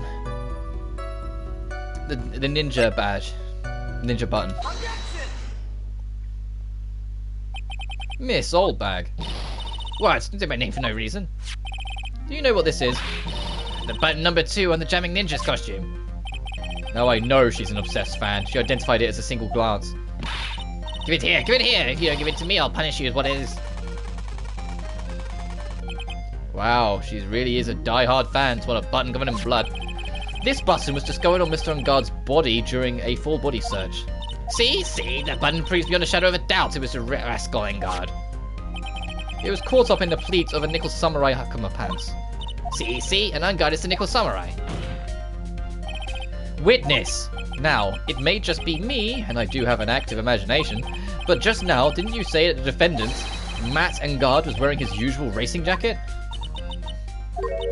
Ah, I'm so sorry. Sorry that you judge people based on what they wear. If I wore the oh my... I'm not going to read this. I'm going to have a sip of water. She can talk to herself for a minute.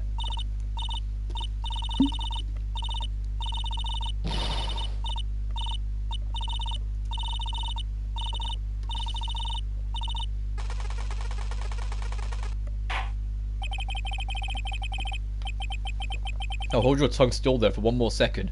So what you saw in actuality was not Mr. Engard the man, but Mr. Engard the nickel samurai? But when you think about it,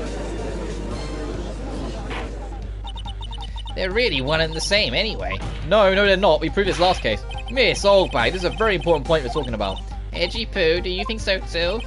Well, it might be something worth considering. Just say it's important, agree with me for a change. witness, think carefully and try to remember as much as you can before you testify. Let me flash it down.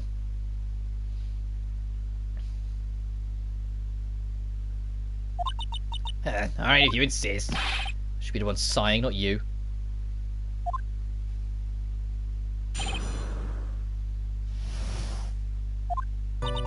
And guard, yes, now I remember. The nickel samurai, that's right, it was a nickel samurai that I saw. Yes, it would have been convenient for him to wear his costume during the murder. He got to go to that post-ceremony stage show right after the crime, you know. So he must have worn the nickel samurai costume when he was stabbing poor Juan. I knew it. I knew you'd say he was inside that costume. What? Do you think there could have been someone else inside that costume? Don't be a bad little boy thinking about such rude things. But the possibility does exist. Youngins today, I told you, there's no way it was anyone else. Oh, do you know that? Because I said so, and that's what I'm trying to. And what I say is the truth. At least she's just as delightful a witness as she was a year ago. Mr. Wright, you may cross-examine the witness. Firstly, we've got to get ourselves a trophy.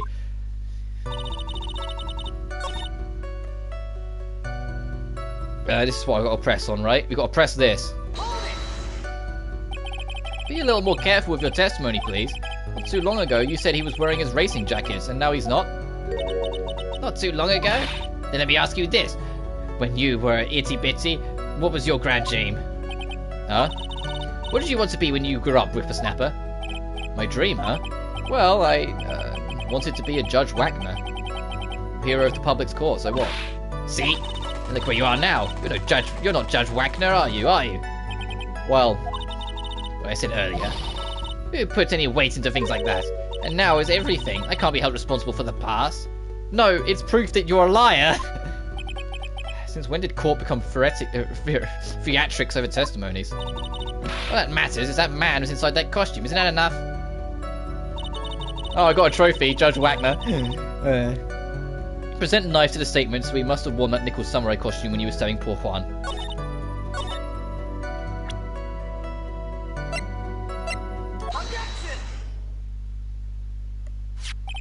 Please take a look at this. Yeah? So it's a knife, big deal. If you're trying to scare me with that, I'll have you know it won't work. No, that's not my intention at all.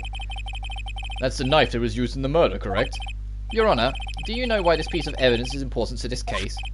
You don't even have to ask, it's because the defendant's fingerprints are on it. Is that what you're driving at? That is exactly what I'm driving at. What are we driving at, and whose car are we driving?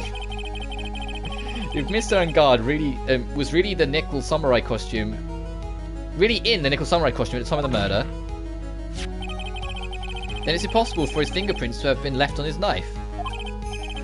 Actually, he would have wiped all previous fingerprints on this knife right off.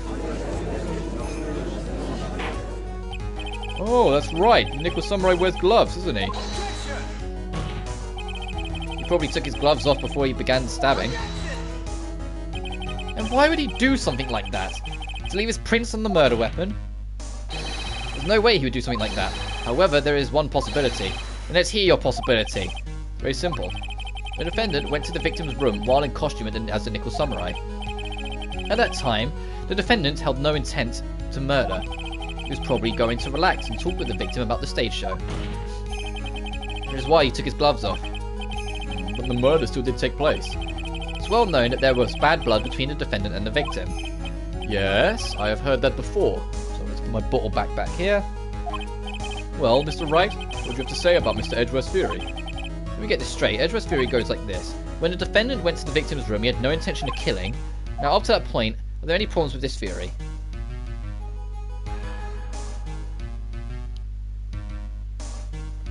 There is a contradiction. The theory contradicts something in an earlier testimony. What are you babbling about? Now, for argument's sake, let's suppose Mr. Angard was the killer. If that's the case, I think it's impossible for the killer to have gone to the victim's room without intent. This knife, this was used by Mr. Angard at dinner. Yes, we established that. Which means that if my client was in fact the killer, then he brought this knife with him when he met to visit Mr. Corridor, I suppose. However, you just said it yourself. at that time, the defendant held no intention to murder. If that were true, then why would he bring the knife? He wouldn't, would he? Which means, Mr. Edgeworth, your theory was flawed from Superstition 1. Like in this game. One more thing. If the murderer was wearing the costume at the time of the murder, then there should be glove marks next to the knife. Which means the defendant's fingerprints shouldn't be all over it like bees in a hive. And that brings me to my final point. This knife was planted by the real killer to hide their identity and mislead us. Order I say. Order in the court. Is the knife really planted by the killer? Why would the murderer do such a thing? To frame Matt. It's to frame my client, Mr. Engard, of course. To frame? Aren't you forcing the interpretation just a little too hard on this one? But we've just established that the witness saw the nickel samurai in costume, and if that were true, there shouldn't be a single fingerprint on this knife. Witness! Looks like I've made your life a tiny bit more difficult, Reggie Bill. Witness, did you or did you not really see the nickel samurai? Well, I guess at first I might have forgotten, but... You're saying you mixed up Mr. Engard with the nickel samurai, his character on TV? Well, I mean, I can't really do anything about that now. Look, I was waiting around the front of the door because, well, I was waiting around for the nickel samurai, that's for sure. She wasn't waiting for the nickel samurai? No, I read that wrong then. Alright then, who were you waiting around for then? That's top secret to anyone outside of security. I have a feeling that you were waiting for Mr. Juan Corridor. Am I correct, witness? The way you think, you're a sad amateur, a terrible case of nearsightedness. Amateur? Me? Who am I amateur of? So Oldbag was waiting around in front of the victim's room, but it doesn't sound like she was waiting to catch a glimpse of Corridor. Maybe Phoenix, maybe the old bag was waiting around for that person. And if who I think me is hinting at, it's certainly possible. This old bag. You were waiting for this person to come out of the victim's room, weren't you?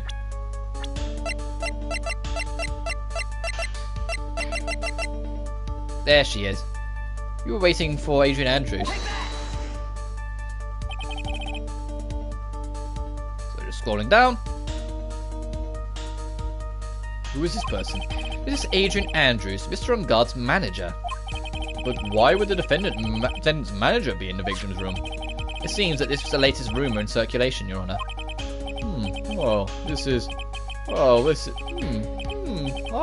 I see. Judge seems to be really into the article, if it can be called such a thing. Then this manager with the initials AA, are you saying it's Adrian Andrews? Without a doubt, the witness thought so as well. Looks like you found me out. Well, that's fine. I can throw away this whole sworn to confidentiality stuff then. Witness? What in the world are you... Watch out, Phoenix. I've got a bad feeling about this. A very bad feeling. I got some information, some very secret information from a certain source. So that's why I was doing my own little investigation, in secret of course. But what for? Oh, just for myself, personal reasons and all that. Well, Mr. Edgeworth, how will you proceed from here? I really don't want to do this, however I cannot simply let this point slide. I see. Very well, then witness, please testify about the secret information. Get ready! I'm going to take the wind out of your young'uns. Sure, we're all capable of handling this, really. It's not like we're 10 years old. Secret info. That Engard is one evil man. He thought he could ruin poor Juan by causing a huge scandal. So to do that, he sent his own manager to get in close with Juan. I could not condone such dirty tricks, so I took action. Oh, and this is top secret. You got that? Nobody else but you and me is to know yet, okay? The defendant sent his manager? What a distasteful topic for discourse. What? Nobody's above gossip. And isn't there a saying, the truth is never pleasant? Never heard that one before. Mr. Edgeworth, what about this Adrian Andrews person? You have looked into this matter and found that the truth the article proposes is in fact baseless gossip. But should this be true? Then this proves that the defendant did bear ill will towards the victim. This means I have to smash this rumour once and for all. Well then, Mr. Wright, you may cross-examine the witness. Careful, the old bag seems rather excited right now. That's right, and God, it's nothing but an average foul-blooded youth. Well, as the old saying goes, you gotta burn old bags with fire. Time to fire up the afterburners and hit the highway to the danger zone. Danger zone? Can't believe they made that reference, highway to the danger zone. Okay, press old bag on the statement. Oh, and this was top secret, you got that.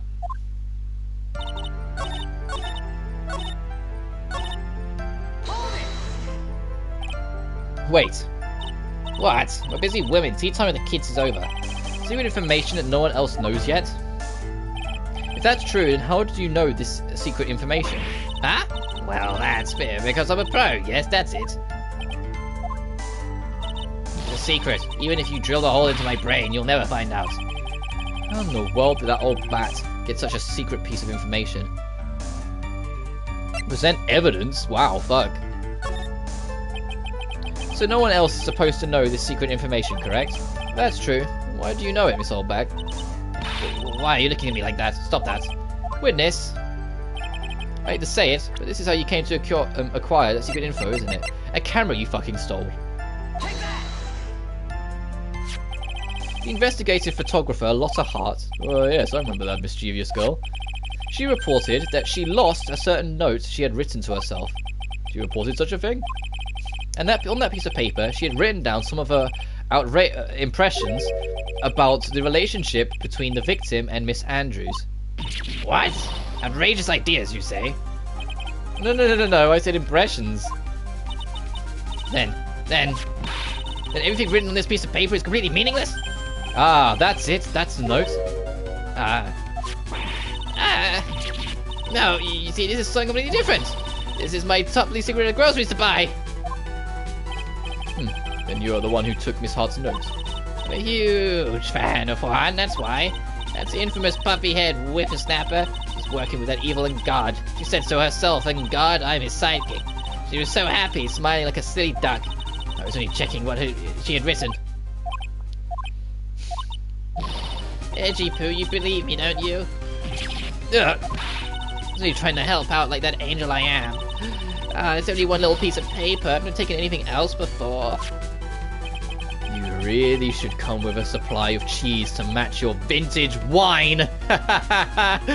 Fucking damn, Edgeworth. That's a fucking good quote. I'm gonna keep that at some point. Right, I'm just gonna have something. I'm just gonna have a snack. One sec.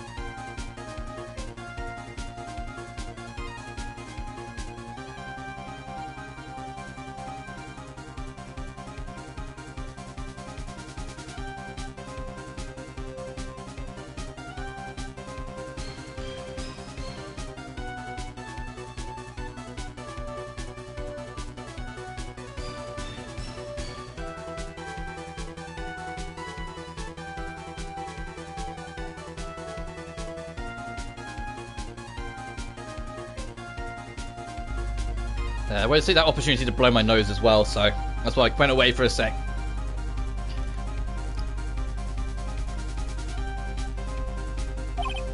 Well, it was only a piece of paper. I suppose we can overlook this just as once. Just that she's really sorry. Should I forgive her? Pile on more pressure. Put her up on it now, she'll get away. I have to find some way to inflict a deafening blow to the prosecution. Witness, you said that the only thing you stole was that note. Is this correct? Stole? Why don't you listen more carefully, you annoying brat?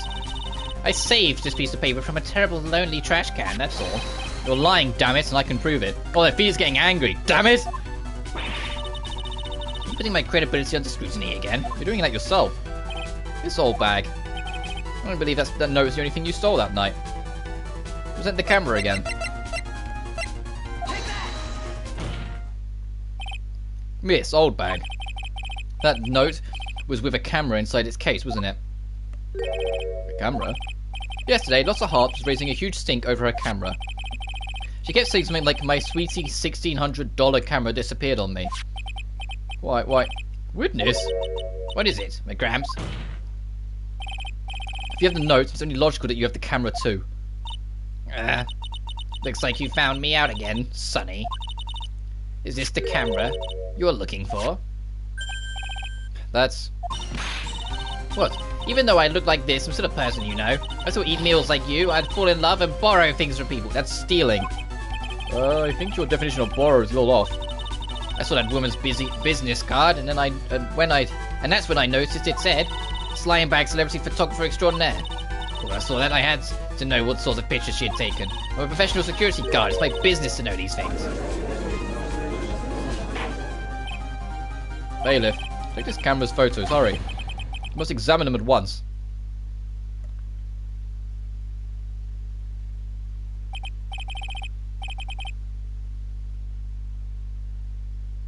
Well, Mr. Edgeworth, what do you have? There's only one photo that seems to be relevant to this case. Please present it to the court. This is the Nickel Samurai. So I told you, that's the guy I saw. This proves that the witness was not lying earlier about this matter. But she lied. She did lie. We had to get that out of her. What does this all mean, Mr. Edgeworth? This photograph by itself does not prove that the person is in the defendant. However, in his own confession, Mr. Ungard clearly stated that at the time of the murder, he was still in the Nickel Samurai costume. If that's the case, then this Nickel Samurai is the defendant. How did it come to this? I think this brings us to an end. We have examined every piece of evidence thoroughly. Final comments, Mr. Wright? The court will consider them before we close. Do you agree that this photo is decisive evidence against your client? If I raise an objection here and blow it, then I'll put Maya's life in jeopardy. Can't make a mistake here. There's only one road out of this mess. This photo of Lotta, there's something strange with it. Alright. I remember this because it happened to me, and the guide says it too. Save here. For your fucking sake, save here. Because the next thing, it's going to do the whole, if you fuck up once, you game over straight up, and it's picking something out from the photo. If you're pixel off, it'll count it wrong. It will just game over you because it'll count it as you saying the wrong thing. I knew this was coming, right? Your thoughts, Mr. Edgeworth? I think we can all agree there's nothing strange with this photo. There's no way for the defense to debunk this photo, even with a bunker buster. What, are we playing Worms? Debunk with a bunker buster? That's what you're planning to do, Mr. Wright? That's something I need to try and get some people together to do a stream on. Fucking Worms WMD. I'd love to do a stream with some people like that. I have to see if Callum's up for it, if I can get, or if like any of you guys in chat are up for it. It'd be on PlayStation, not PC, unfortunately. Please look at the photo one more time. Really believe you can honestly find something wrong with this photo, and you only need one chance, correct? Oh, well, find something wrong with this photo, can't let this chance go by. Where in the heck did she take this photo from anyway? It's all out of focus. Why can't she take a good shot, especially when it counts? Now then, let's hear your objection. We have to choose the white part in front of his left foot.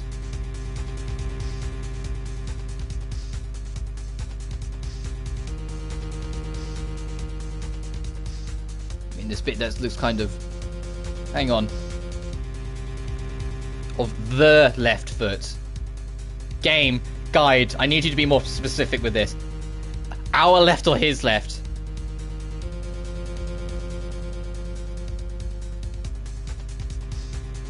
Take that! I would like to direct the court's attention to this one area right here. What are you pointing at? His ankles?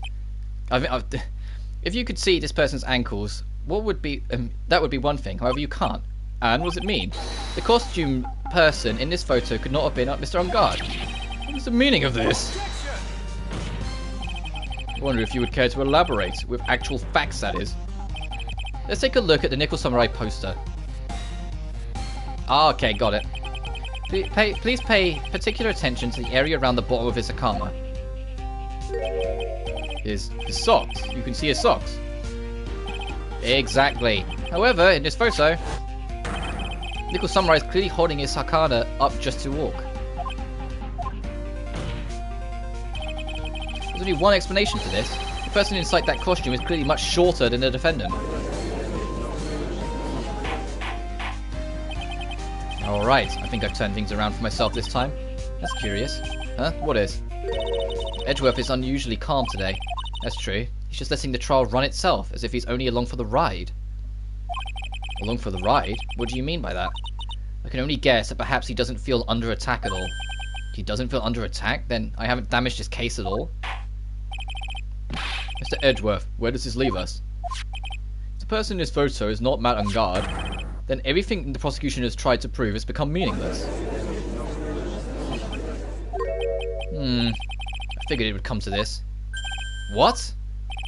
Right, I have something I want to ask you. I think you have proven that the person inside this costume is not Matt on guard. In that case, who is this a photo of?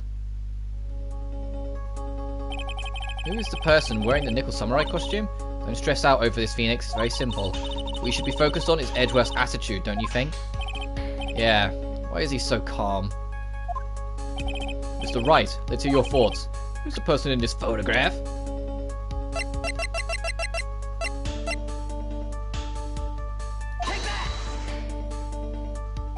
Adrian Andrews? If you want to know who that Nickel Samurai is, it is none other than this woman. And why would you say it must be Miss Andrews, when the world points you to her? For starters, she's short, and she can freely move in and out of Mr. Engard's room. Finally, she had dinner with Mr. Engard that night. And how does that all add up? It means that it makes it very easy for her to get a certain item. A certain knife with Mr. Engard's fingerprints all over it. The knife that was used for the murder weapon? Why don't you just say what it is you want, right? As a Mondo passes by, I have to do this now. It's my last chance to turn things around. The defense moves to indict Miss Adrian Andrews in the murder of Juan Corrida. It was Miss Andrews who tried to frame the defendant for the crime. Order, order, order! Looks like this trial has hit the most unexpected development. Mr. Edgeworth. Yes, Your Honor. This court is issuing a subpoena for Miss Adrian Andrews. A verdict cannot be passed without first hearing her testimony. Alright, this is it. This is kind of bad for us. Huh? What do you mean? If Adrian Andrews is summoned to court as a witness, it means that the trial will go on for another day. One more day? Don't get a verdict today, then Maya. Well then, we shall set Miss Andrews' testimony for tomorrow. What am I supposed to do? The judge is about to adjourn the court. Well then. Objection! Please, Your Honor. Continue the trial. You must pass a verdict today. I can't do that. You cannot hear Miss Andrews' testimony if she is not... I abhor wasting such valuable time. Edgeworth? Your Honor, I request that you please continue with today's trial. But you can't continue due to an unexpected development. Tisk, unexpected development? I think you underestimate me, Your Honor. What do you mean by that? That Mr. Phoenix Wright would slave his way into subpoenaing Miss Adrian Andrews is all happening according to plan, even if Wright was a bit slow to catch on. What?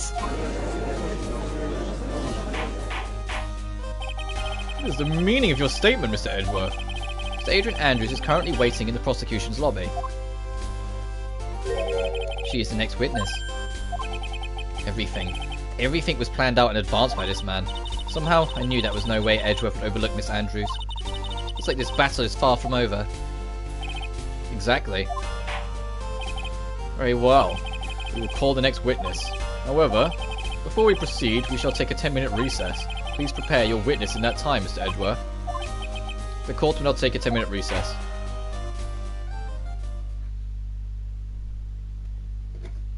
No!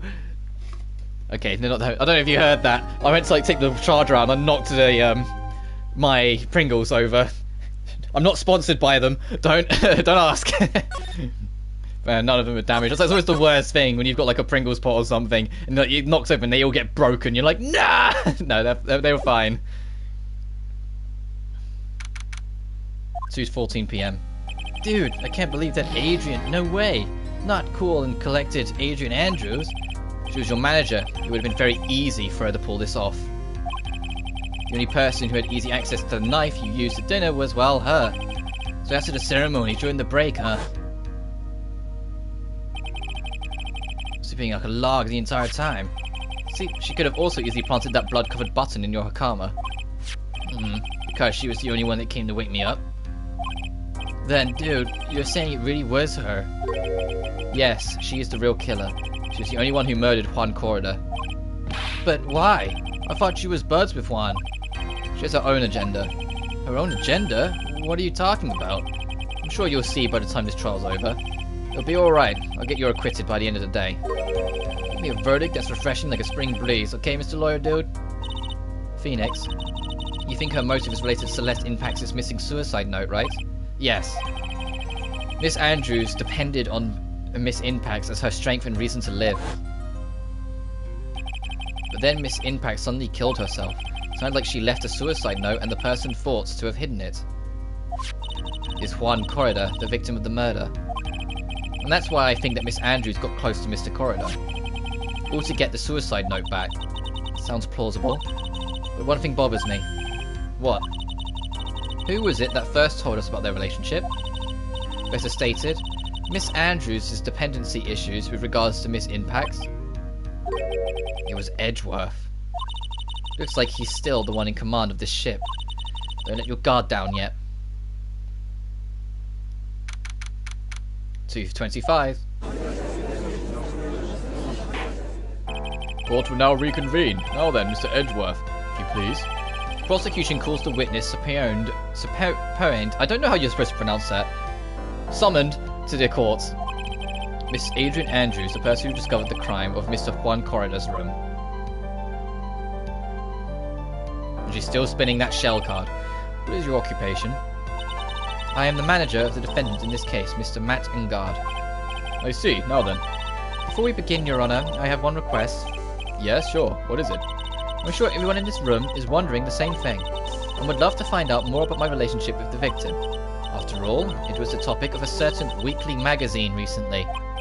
Oh no, I have no idea what you mean. I've never even heard of Gossipland. If the judge was ever a prosecution witness, he'd do all the work for me. Anyway, I was wondering if you could please tell us about your relation to the victim. Yes, I was seeing Mr. Corrida. I was also aware of the rivalry that existed between Matt and Juan. But that was a private matter between Juan and myself. So it was a fry and bait matter, or was it bait and fry? Reminds me of fishing. I need to go fishing again, man. I used to do that with my stepdad. And we haven't been for a while because, you know, COVID kind of locked off all like the real good areas for us to go to in our area, like in our home. But I didn't kill him. No one is accusing you of that. I think there's someone who would beg to differ. I think we all understand your relationship with the victim now, Miss Andrews. Very well then, witness, please testify to the court about what happened when you discovered the murder that had taken place.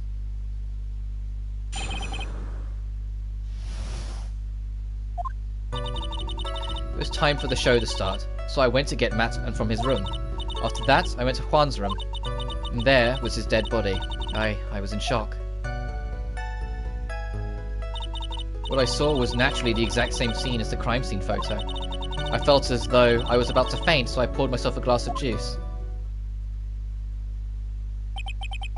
You poured yourself a glass of juice? Yes, sadly, I didn't remember not to touch things at the scene of the crime. And I had disturbed the crime scene by moving this one thing. And that is when the fingerprints on the wine glass were made, Your Honor. I see. Well, Mr. Wright, you may cross-examine the witness. Phoenix. She is one cool and collected customer, and she has the brains to match. Yeah, I know. In order to catch a person like her, you have to avoid head-on confrontations. You should disrupt her pacing. Disrupt her pacing? She's the type of woman who is easily thrown off by things inconsistent with her thinking, so you have to attack when she least expects it. The instant you let up on your offense is the instant this trial is over, understand?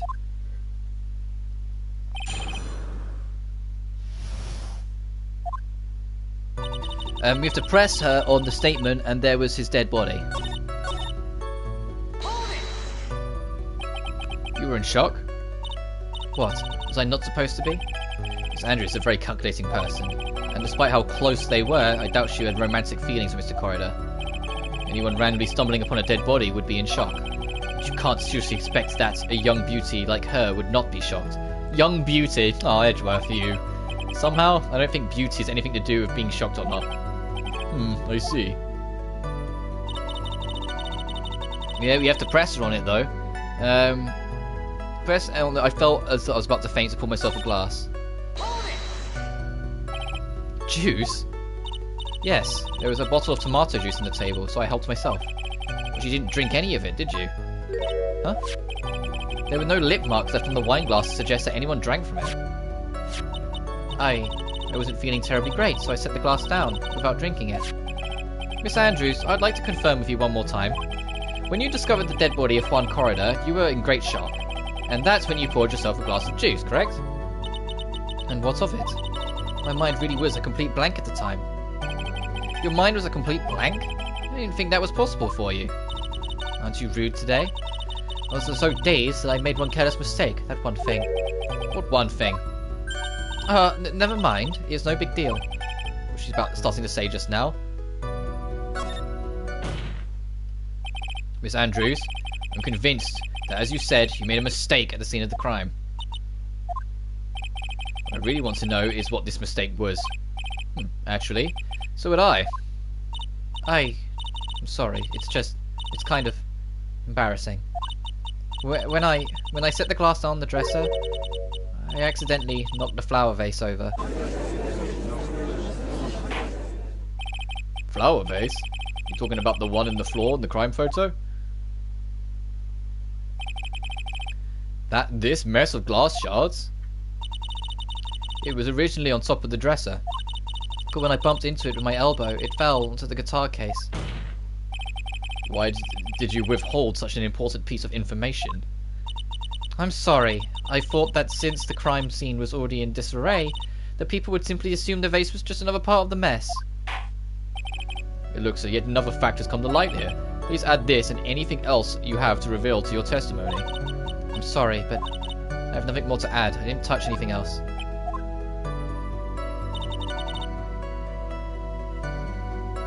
Present the guitar case to the statement. I was going to knock the flower vase over when it fell over to her.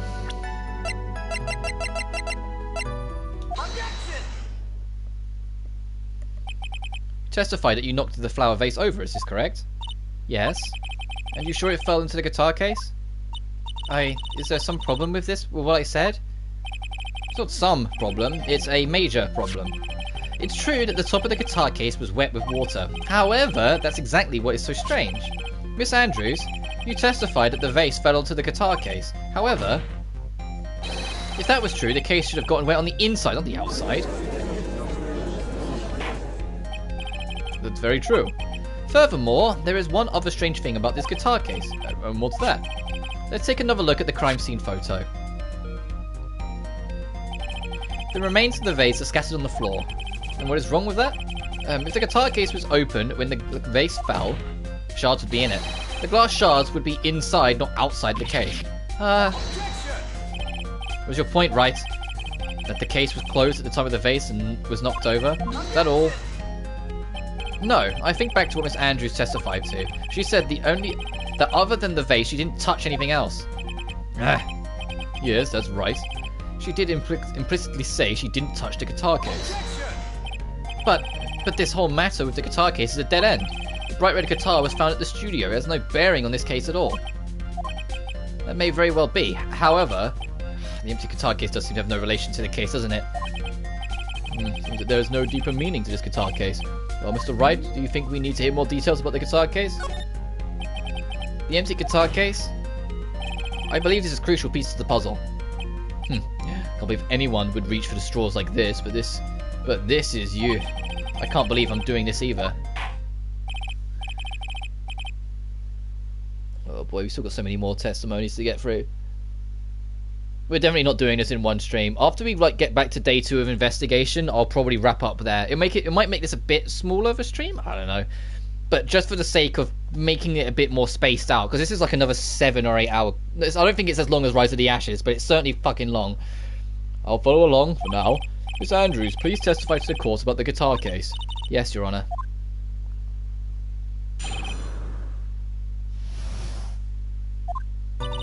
I don't remember too clearly because I was a bit dazed.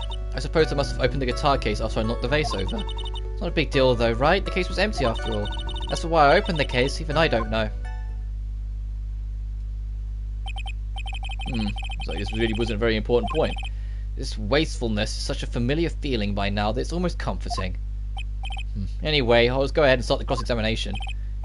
Using any way to change the topic. A convenient escape for a weak man. Fuck, Edgeworth, alright.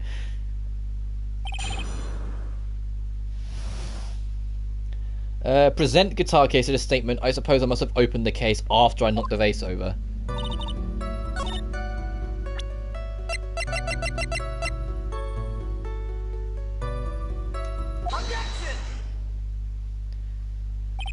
There's no way you were the one who opened the guitar case. Why would you say that? It's elementary, my dear. What, you fucking Sherlock Holmes? Because the only fingerprints on this guitar case are those of the victim. What is it, Miss Andrews? You shouldn't assume that I must have left prints just because I touched the case. What do you mean? What if I were to tell you that I was wearing gloves at the time? Gloves? Why would you be wearing gloves at the time? It was the night of the award ceremony, so of course I dressed up for the occasion. Yes, now I remember. I'm almost sure I was wearing a pair of thin gloves. I see. Well, Mr. Wright, it seems the witness was wearing gloves at the scene of the crime. That's strange. You were wearing gloves? Isn't that a little strange? Why is that strange? Do you have something that would prove I was not wearing gloves at the time? Yeah, the wine glass has your fingerprints. I have your proof right here. The wine glass. The wine glass? You left your fingerprints very clearly on this wine glass. Even if you took your gloves off when you poured yourself this glass of juice, wouldn't you think it was just a little strange? That you put your gloves back on, just opened a guitar case?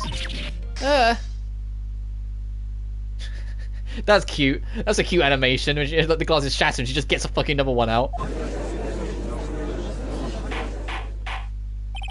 Order, order, order. Looks like you hit the nail on the head this time. What do you mean? I believe that guitar case plays a very important role here. But it's just an empty case. I wonder if it really was empty though. But the bright red guitar was at the studio. Phoenix, drop all of your pre-assumptions. What was in the guitar case was not a bright red guitar. You don't mean... It was a bright white guitar. Wait, that's not right either. I'll admit, it would be unnatural for someone to do that. The witness was not wearing gloves despite the fact that that's on the case. Your Honor, this is obviously the defense's usual misdirection tactic at work. Steer the court towards an unrelated topic and lull us all into his misguided... No, Your Honor. Please recall that Miss Andrews had testified that the vase fell onto the guitar case, which means that the case was closed when the crime took place. However, it was wide open in this photo of the crime scene. Am I sure this guitar case had some relation to... I am sure that this guitar case had some relation to the murder. If you're so sure, right? Then I'm sure you can somehow substantiate your outrageous claim. Please, enlighten us to why that guitar case has anything to do with this murder. Can you do that, Mr. Wright? Well, suppose for a second, the bright red guitar was not the only thing that could have been in the case. The bright red guitar not being the only thing. You meant to say, you mean like a black guitar? So you intend to push your theory that the case was not empty. Is that it, right? I wouldn't say something I didn't intend to prove. Deflate that head of yours. You haven't proven anything yet. Well then, let's have it. What was inside this case at the time of the murder?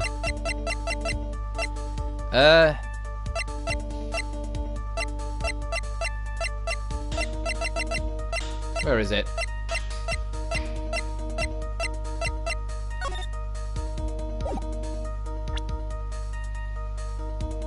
A glossy photo Maya pushed onto me. It is right, I think.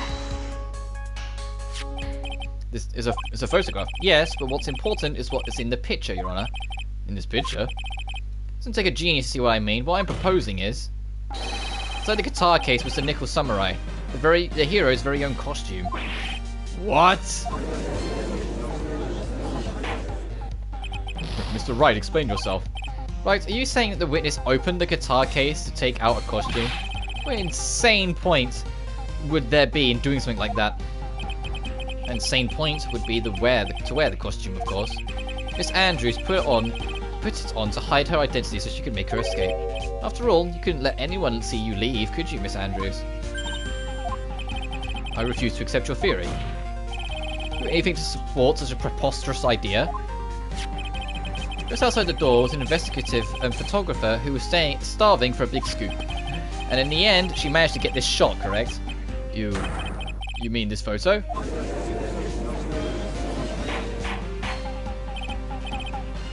Order. Looks like we've wandered into quite another mess again, haven't we? Nice job, Phoenix. Well, my strategy, speak first, think later. So the real murderer was hiding inside a costume.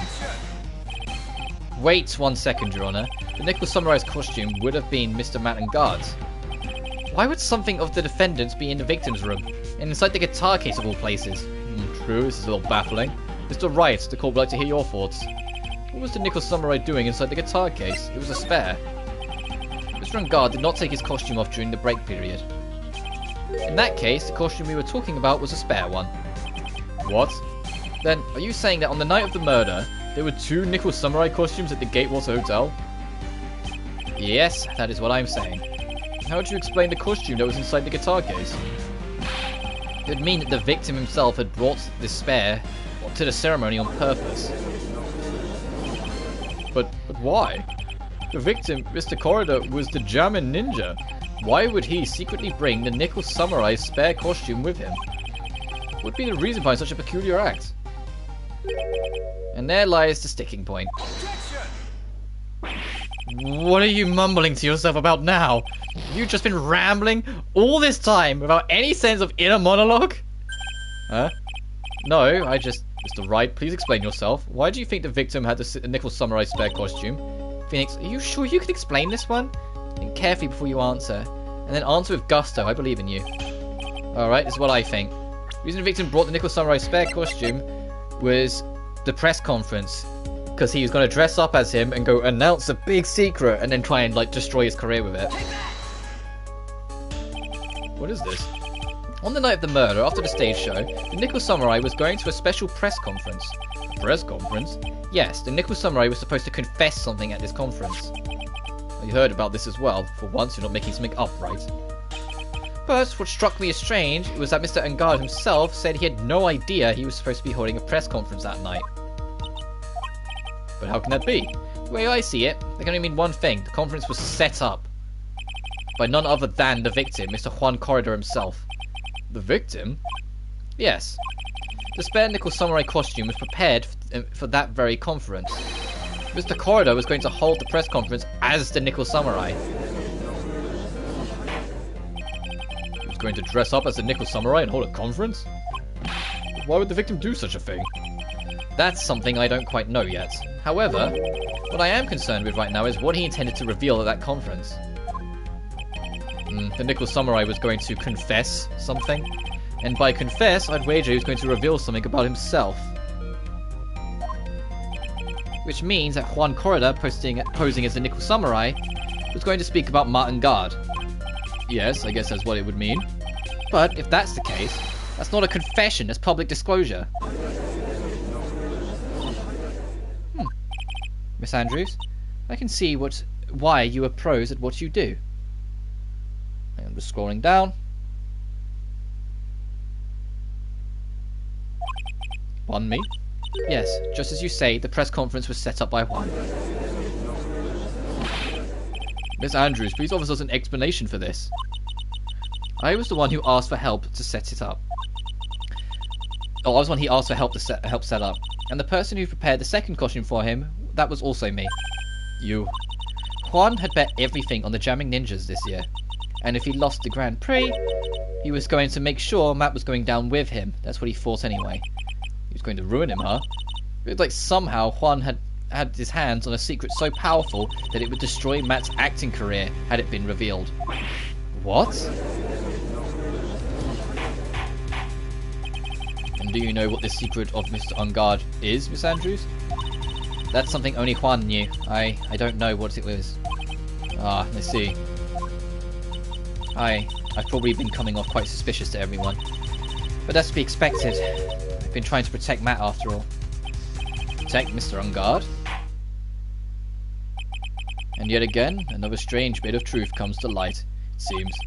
Miss Andrews, if you could, please tell us the truth about your behaviour. Yes, Your Honour, I understand.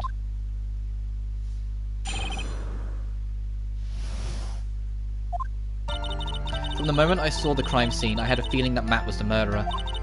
Matt had to kill Juan no matter what, and he didn't have an alibi for what he was doing at the time of the murder. My thoughts were confirmed by the evidence, of course, the button and the knife.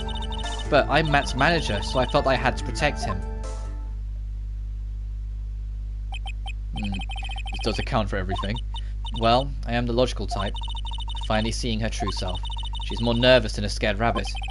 The defense can find no faults in this testimony. I'm ready to make a ruling. Please keep that in mind as you cross-examine, Mr. Wright. Like somehow everything's swung to the opposite end of the scale again. That just means I have to put all my weight onto this and turn her logic upside down. Pressed on the statement, my thoughts were confirmed by the evidence.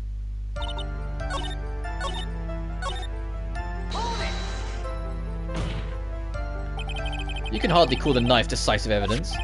The fingerprints on the knife could very well be a clever camouflage. Then, what about the button? The button? It's clear from the crime scene that the victim and the murderer had fought, and during the fight, the killer ripped the button from the jamming ninja's costume. We're talking about this button, correct? That button was found in the pleat of Matt's hakama, isn't that correct? I would think that makes it very decisive evidence. Looks like you were outfoxed again, Mr. Wright. Anyway, the knife doesn't prove a thing. Please fix your testimony. I can't stand the sight of a man who can't gracefully accept his defeat. Thank goodness Mia can still look at me. With an icy stare, yes. Miss Andrews, for Mr. Wright's sake, please add this information to your testimony. That button was torn off.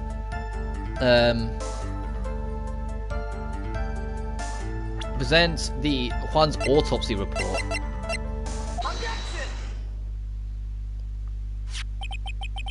This is the victim's autopsy report. It clearly states that the cause of death was strangulation by a scarf. Strangulation?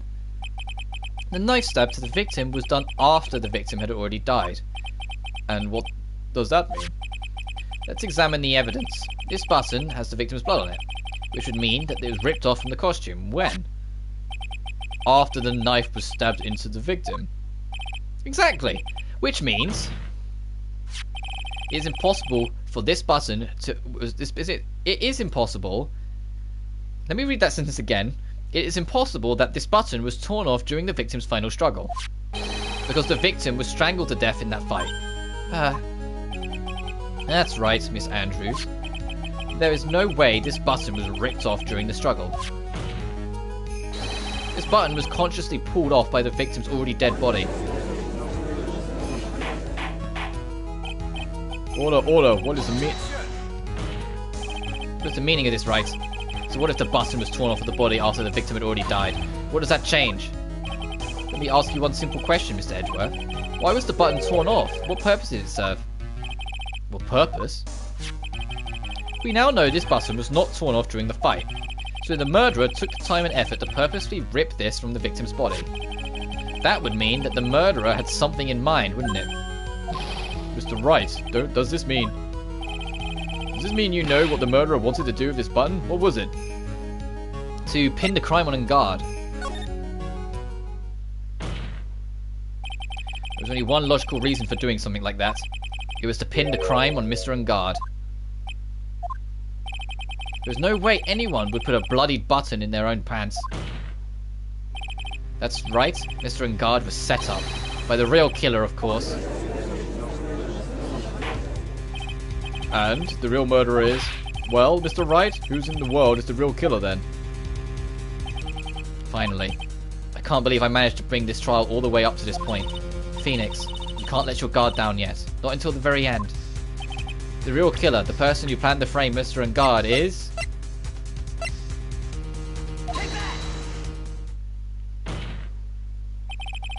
Miss Adrian Andrews. I choose you. You are Mr. Corridor's killer. What?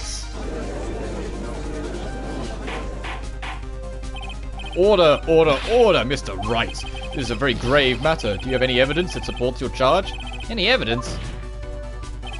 All the evidence points to Miss Andrews. Well, how preposterous. You can't stick any of that on me. I can't, can I? Would you care to test me? Then what about this knife? The knife was used to stab the victim after he had already been strangled to death.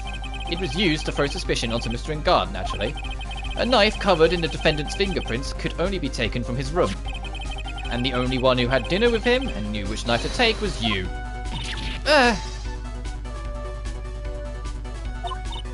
Then, what about the button that was found in Matt's Hakama? This button was removed from the victim's body after he'd already died. The only people who could have done so were the person who found this body or the killer. However, if Mr. Ngard was the real killer, there's no way he would have put such incriminating evidence in his own Hakama. The only person who could have put this button into Mr. Ngard's Hakama is the only person who went to wake him from his nap, which is you yet again, Miss Andrews. I see. What about the empty guitar case? That is also another piece of evidence that incriminates Miss Andrews. The costume was used to hide the real killer's identity as they fled the crime scene.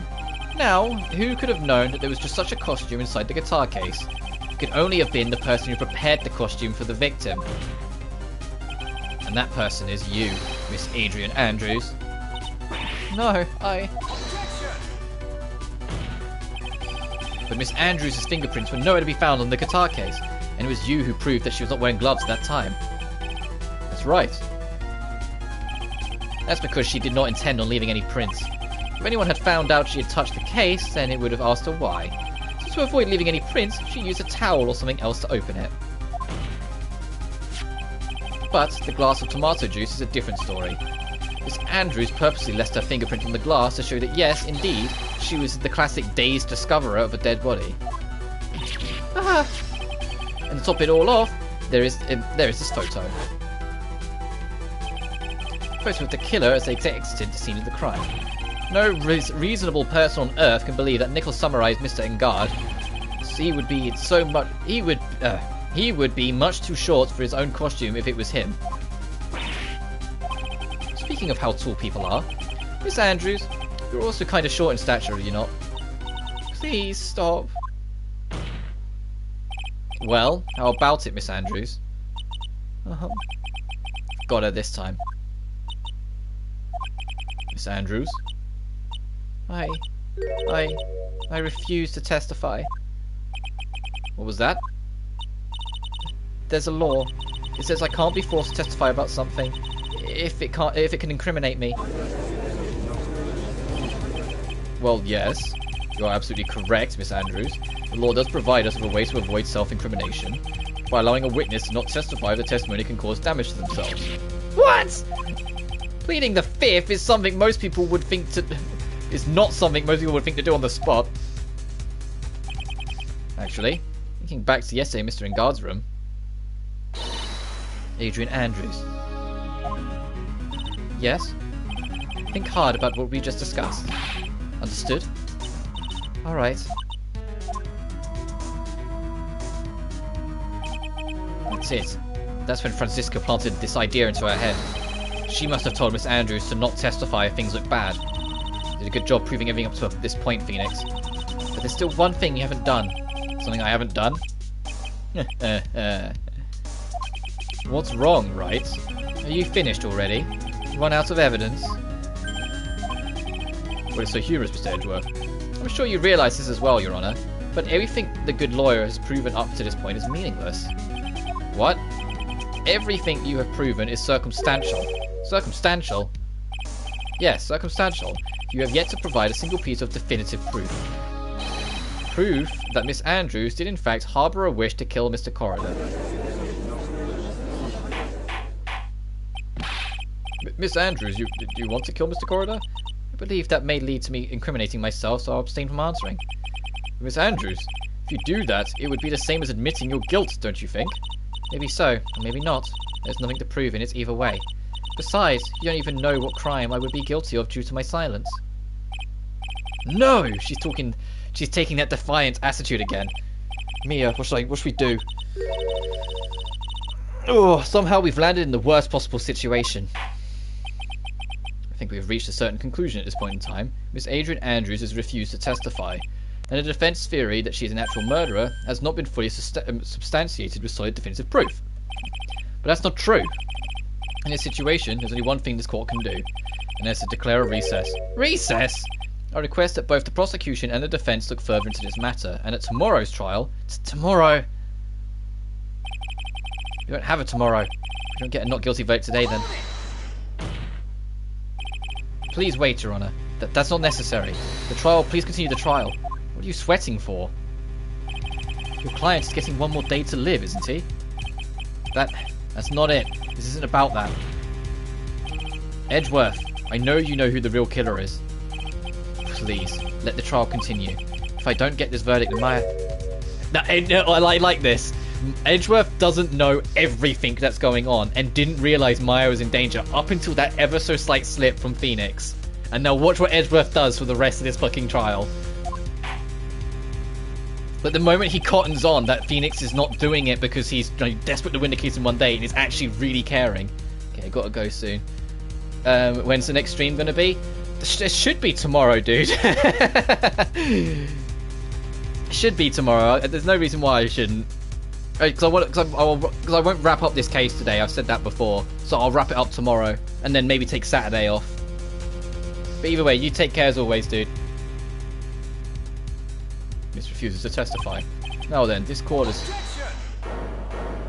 Yeah, the moment Edgeworth caught on, he was like, it is not impossible for this trial to continue. Mr. Edgeworth, what are you... It's true Miss Andrews holds the right against self-incrimination. However, if the topic of conversation were something unrelated to whatever she may be guilty of, then she has no right to withhold testimony. Yes, that is very true, but actually, there is one little thing that I've been curious about, Miss Andrews. When you found the victim's dead body, you poured yourself a glass of juice. Yes, and? I can't help but think about how natural that is. Usually when one finds a body, they are shaken up, not stirring a glass of juice. So my actions were unusual? Well, I've already... Before you speak, I want to state that if you have a reason behind your actions, I would like you to testify to that effect. Testify? Your Honour, I would like to request that the witness testify again as to what happened when she first discovered the victim's body. Whatever we find out in this testimony should in no way implicit the witness. Or implicate, sorry. I don't know what it is about Edgeworth today, but I can't get a good read of him. Is he friend or foe? I just don't know. Court acknowledges the prosecution's request. Miss Andrews, if you please.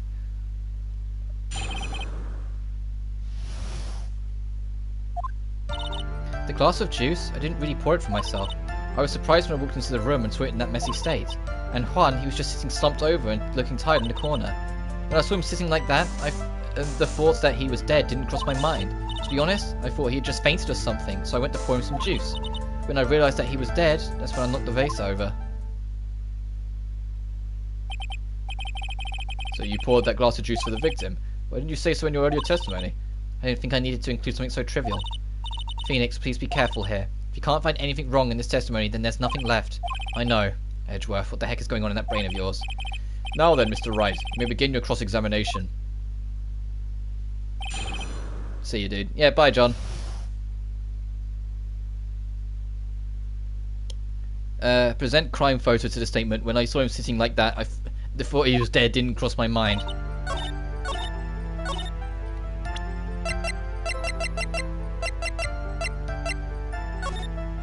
That didn't cross your mind?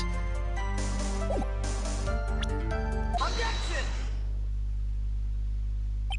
So you honestly don't think he was dead when you found him? No, not at all. Even though this is what you saw when you discovered the body? What is the meaning of this? Isn't it obvious, Your Honour? There's a knife sticking straight out of Mr. Corridor's chest. Anyone who saw this scene would have immediately thought he was a dead man.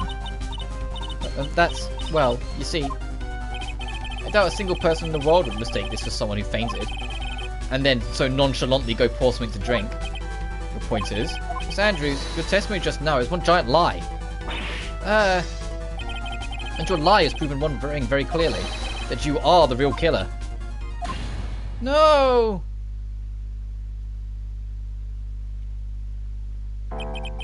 Looks like the defense has somehow brought the ugly truth to light. The defense, Mr. Mountain Guard, is not guilty after all. That's impossible. You're wrong. Miss Andrews, try to have some composure. It wasn't me. It wasn't me, I tell you. It was Matt, I swear it. He's the one who killed Juan. But you are the one who refused to testify. And your reason for not doing so is that you might end up incriminating yourself. That's because... Miss Andrews, I will give you one last chance. What exactly are you hiding that may incriminate you? I refuse to testify. And there is no need for this court to continue any further. As Mountain Guard's innocence has been clearly demonstrated. Is it over? Have we found the truth at last? What's wrong, Phoenix?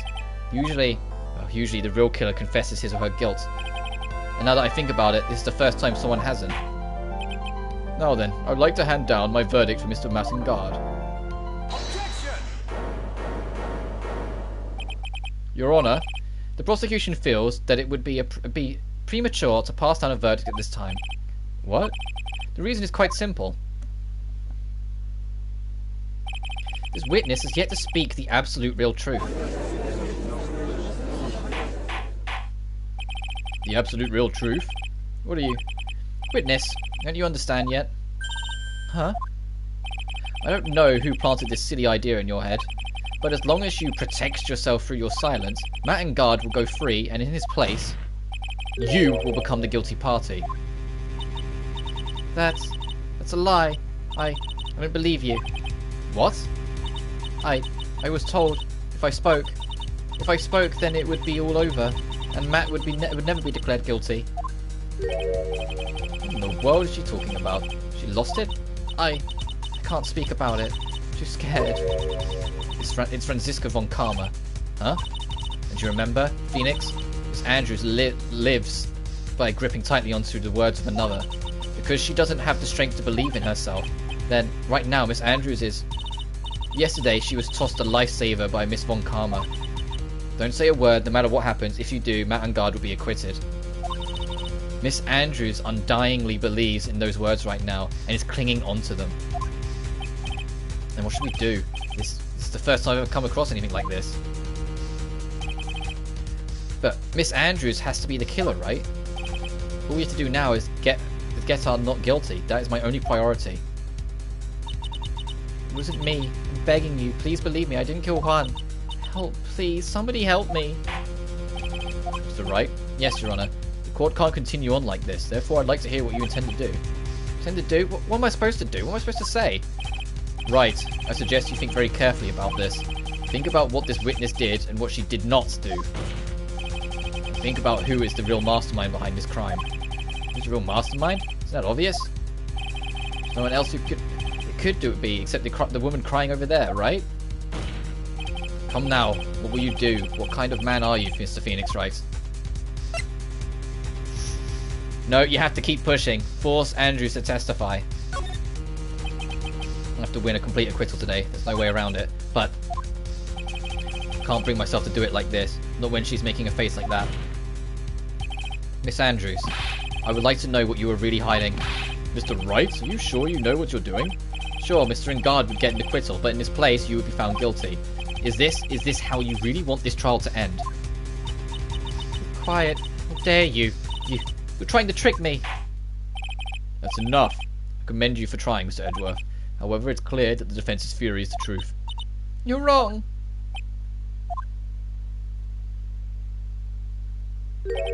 What a shame. I had hoped things wouldn't come to this. However... What is it, Mr. Edgeworth? Miss Andrews, since you absolutely refuse to testify, it falls on my shoulders to disclose this to the court. Stop. Mr. Edgeworth? This witness, how should I put this? She has an illness. What? And because of this illness, she has tried to commit suicide in the past. Oh, Edgeworth. Oh, Edgeworth. You're gonna bring that up? The one thing she swore blind she didn't want anyone to talk about? Stop. Please stop. No matter how much you want to hide it, it's no use. I have the evidence right here. That's the second part of the suicide report. The attempted suicide report. What will you do now, witness? You know what I am about to do, don't you? I will now reveal to the court the true nature of the pitiful woman known as Adrian Andrews. Secret of her dependent nature? Having other people know about it scares her more than anything else in the world. It's blackmail. Please, please stop, I beg you. People find out. People find out, I'll... You're going to say you would choose death, that is no concern to me. Holy shit. Oh, fuck. Edgeworth, how can you be so cold? However, before you die, I will pull the truth from your still breathing lips. No matter what I have to do. So, will you tell the court yourself or shall I? Either is fine with me. I'll talk, but please, help me. Nothing matters anymore. That's a terrifying fucking thing to say of someone who has a history of attempting suicide. That is a terrifying thing to say. Holy shit. That is... No, this person... She needs to make sure people are with her as soon as this fucking ends. No matter where she goes or what happens to her, people need to be with her. She needs to be, like... with people. Maybe get professional help. That is a... Oh! When I first saw him, I really thought he had fainted, honest. When I realised he was dead, that was when I formulated my plan. Once I made sure there was no one in the hallway, I made a dash back to Matt's room. And then, I stabbed Juan's dead body with the knife and ripped it off the button. Just when I finished, I was returning to Matt's room, I had a bit of an inconvenience. And that's why I ended up using the nickel samurai costume. Stabbing the body with a knife? But why would you do that? Isn't it obvious? Pin the blame on a certain person. A certain cowardly man. What do you mean by all of this? It might take this court a little while to understand, but... this is the truth. The real killer is Matt. That scumbag of a man, I'll never forgive him. He's trying to escape his guilt again, just like last time. Last time? So Miss Andrews stabbed the victim, Juan Corridor, with the chest with a knife. However, she didn't do it with the murder in mind. She did it with the intent of framing Matt and Guard for the murder. And this is her crime. What? How is this possible? I mean, wasn't Miss Andrews supposed to be the real murderer? Mr. Wright, please get over your shock and commence a cross-examination. Alright, this one's easy. Press on absolutely everything. When I first saw him, I really thought he'd fainted, honest. But you could tell from the state the room was in that there must have been a fight. Are you telling the truth when you say that you did not know he was dead? He had a scarf tied around his neck. But that scarf is a part of the Jamming Ninja's costume, so I didn't think anything about it was strange. His head was also tilted down a bit, so I couldn't see his face all that well. That's why I thought I'd wake him up, and went to pour the juice. When I realised he was dead, that's when I formulated my plan. What's this plan you had? I knew right away the murderer was Matt. I knew because Juan, he was going to expose Matt's weakest weak spot to the world. So Matt did this to stop Juan and silence him for good. That's when I thought I should forge some evidence and print this crime on Matt. And pin this crime on Matt. So the forged pieces of evidence were the knife and the button. The first thing that came to my mind was to plant the knife. I was to make sure no one's in the hallway. I went to Matt's room.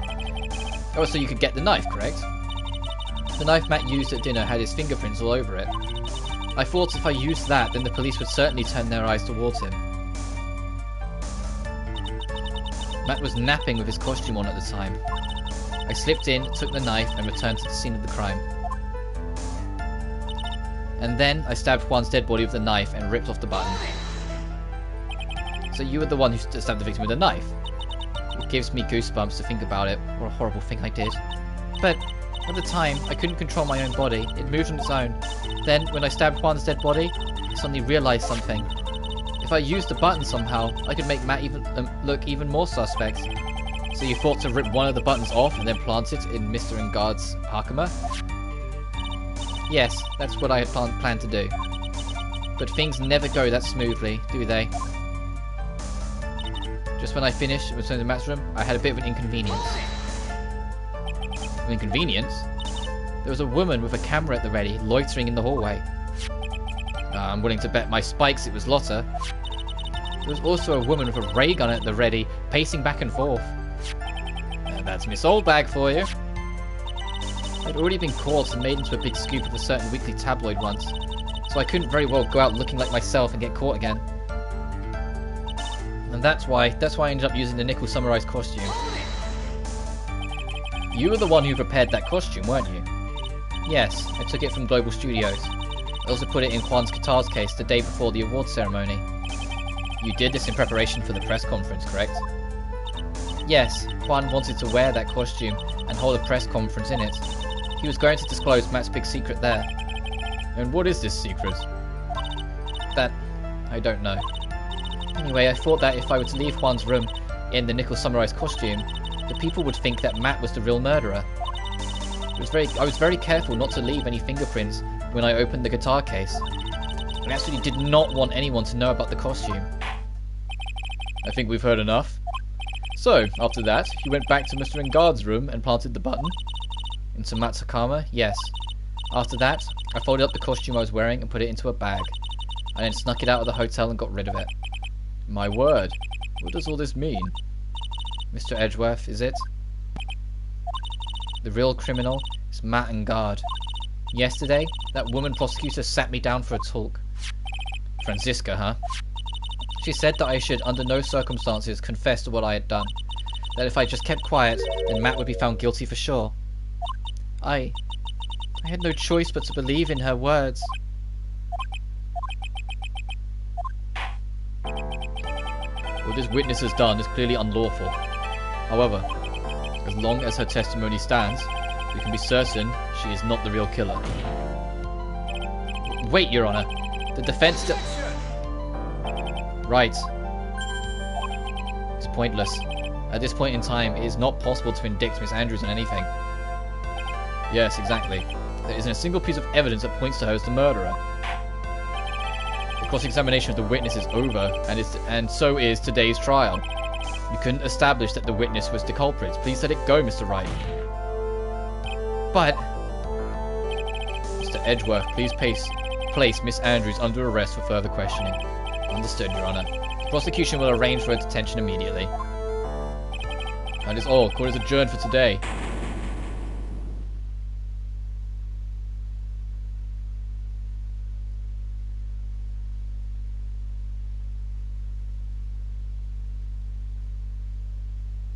Yeah, in Phoenix's mind, that hammer slam just confirmed Maya's death.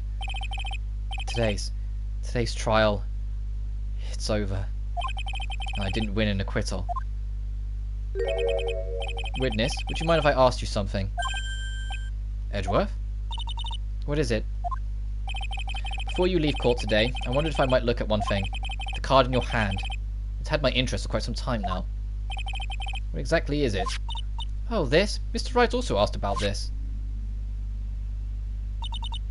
Although I didn't remember at the time you asked me about it, Mr. Wright. I remembered just now. I found this in the room on that day. The room? That day? Yes. I found this card when it discovered Juan's body. It was lying there right next to him. You found that card next to the victim's body? I suppose I must have unconsciously slipped it into my pocket.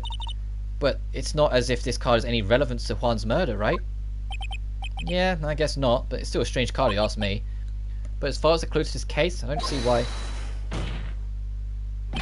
Witness! That card! Give it to me, hurry! Edgeworth? Do you have any idea what you've stupidly yet inadvertently done? This? I can't believe you hid this from me all this time. I didn't mean to! What is this about? Never seen Edgeworth so emotional before.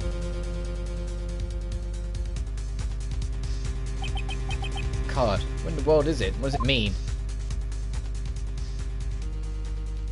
And what that card means, I suppose we'll have to find out next time. Because I said I'd wrap up this stream after this point in the trial.